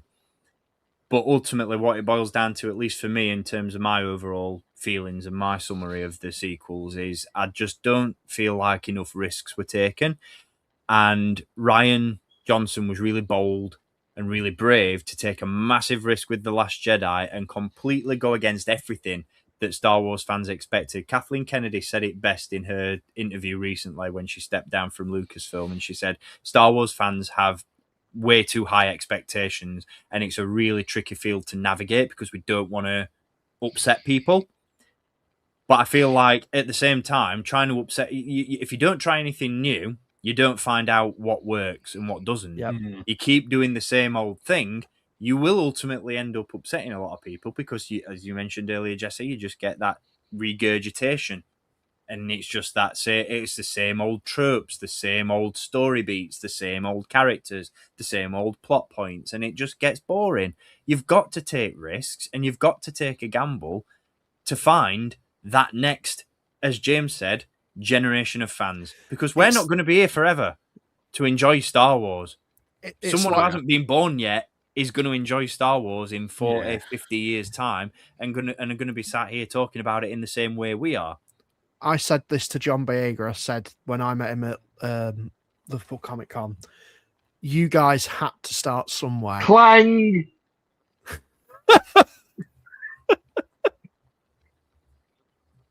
Massive name drop.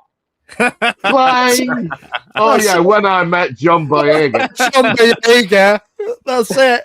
When I spent however much it was to meet him, not just in passing. But yeah, like when I met him, I was like, look, you guys had to start somewhere. You had to, the backlash you guys got was just ridiculous. And they had to start somewhere. They had to make something to get feedback. So they could have made the best thing, could have made the worst thing. They had to start somewhere. I think that's what a lot of people kind of forget. Filmmaking is not an exact science. It's an art. Just chill out. Just enjoy it. If you didn't like it, find something else you like. Go back to the thing that you do like. Maybe come back to it another time. You might enjoy it a bit more. It's a good point you make. Haters are going to hate anyway. So, yeah, we get The Force Awakens. The haters go, well, it's just a bloody remake of A New Hope. So then Rian Johnson does something completely different. Well, that's not Star Wars. Well, what is it you fucking want then? There we go. Haters are going to hate. So, like you say, Steve, experiment. Do something new. Fuck them. Because they're going to hate anyway, whether you make something that's good, bad, indifferent, like what's gone before, different to what's gone before. They're going to hate it. There's this culture of hating things before they even come out now. Yeah, 100%. As a Witcher fan, like just with the changeover from Henry Cavill to Liam Hemsworth, it was just before that thing didn't stand a chance before it was released. Like, people had already decided they were going to fucking hate on it because it wasn't Cavill, and he's, everyone loves Henry Cavill, but yeah, boy, is he up on a pedestal in with his fans. Like it comes back to that conversation as well about how. There's pockets of fans and there's pockets of the community that'll always they'll take in new media and they'll go, oh well, that case in point, Luke Skywalker, Last Jedi ruined Luke Skywalker. That ruined Star Wars. No, it didn't. It didn't ruin anything. Everything that came before it is still there for you to enjoy. You didn't enjoy this new bit? Fair play. It's not for if it's not for you, it's not for you. That's fine. That's okay. It's okay not to like something. You don't have to go online and make a case for why something is not to your taste. If you don't like it, you don't like it. That's not a problem. But new media doesn't ruin anything. No, it doesn't. I can attest to that. Rise of Skywalker. It didn't ruin The Last Jedi. It didn't build on it, but it didn't ruin Last Jedi. I still love The Last Jedi as much, if not more, than I did before Rise of Skywalker came out. It wasn't ruined by the Rise of Skywalker because it still existed before Rise of Skywalker came out. I still enjoy it. I still like it. It hasn't ruined anything. So this whole argument of this ruined Star Wars, that ruined Star Wars, that ruined this character, this ruined that character, it's a fallacy. Because you can still enjoy the content that was there before. There's no reason why you can't go back and go, well, like you, Nez, I didn't really enjoy Mandalorian Season 3, but I love Season 1 and 2. Because you didn't like Season 3, does that then automatically mean you have to hate Season 1 and 2 and hate the Mandalorian? It's ruined my childhood. I'm not being funny, but people who say stuff like that must have had a really fucking shit child. If that's all it takes, but that's ultimately what it all boils down to. The analogy that I've used, and I've heard other people use it, when you go in a restaurant and you pick the menu up, you will not like everything on that menu. I don't like fish, right? So I don't order it. It's that simple. And Star Wars is the same. You're not going to like everything. I don't like Book of Boba Fett. Yeah. And there are, Mandalorian season 3. I didn't particularly like Andor season 1. It's a slow burner. No, it's not. It's just slow. There are literally episodes where nothing happens.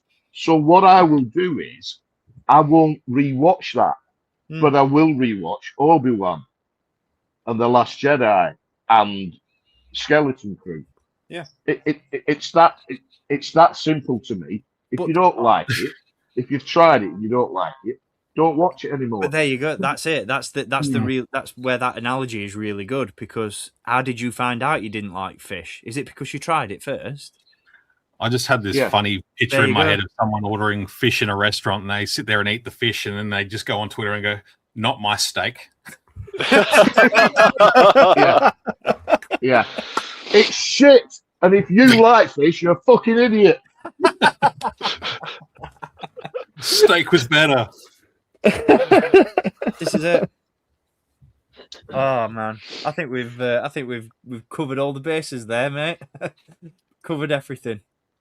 That were a really good discussion. I really enjoyed that. Yeah, and that's what what James mentioned earlier. This is how you get together and you talk with differing opinions, because we've all got them. Opinions are like arseholes. We've all got one. Mine's the smelliest, though. But this is how you do it.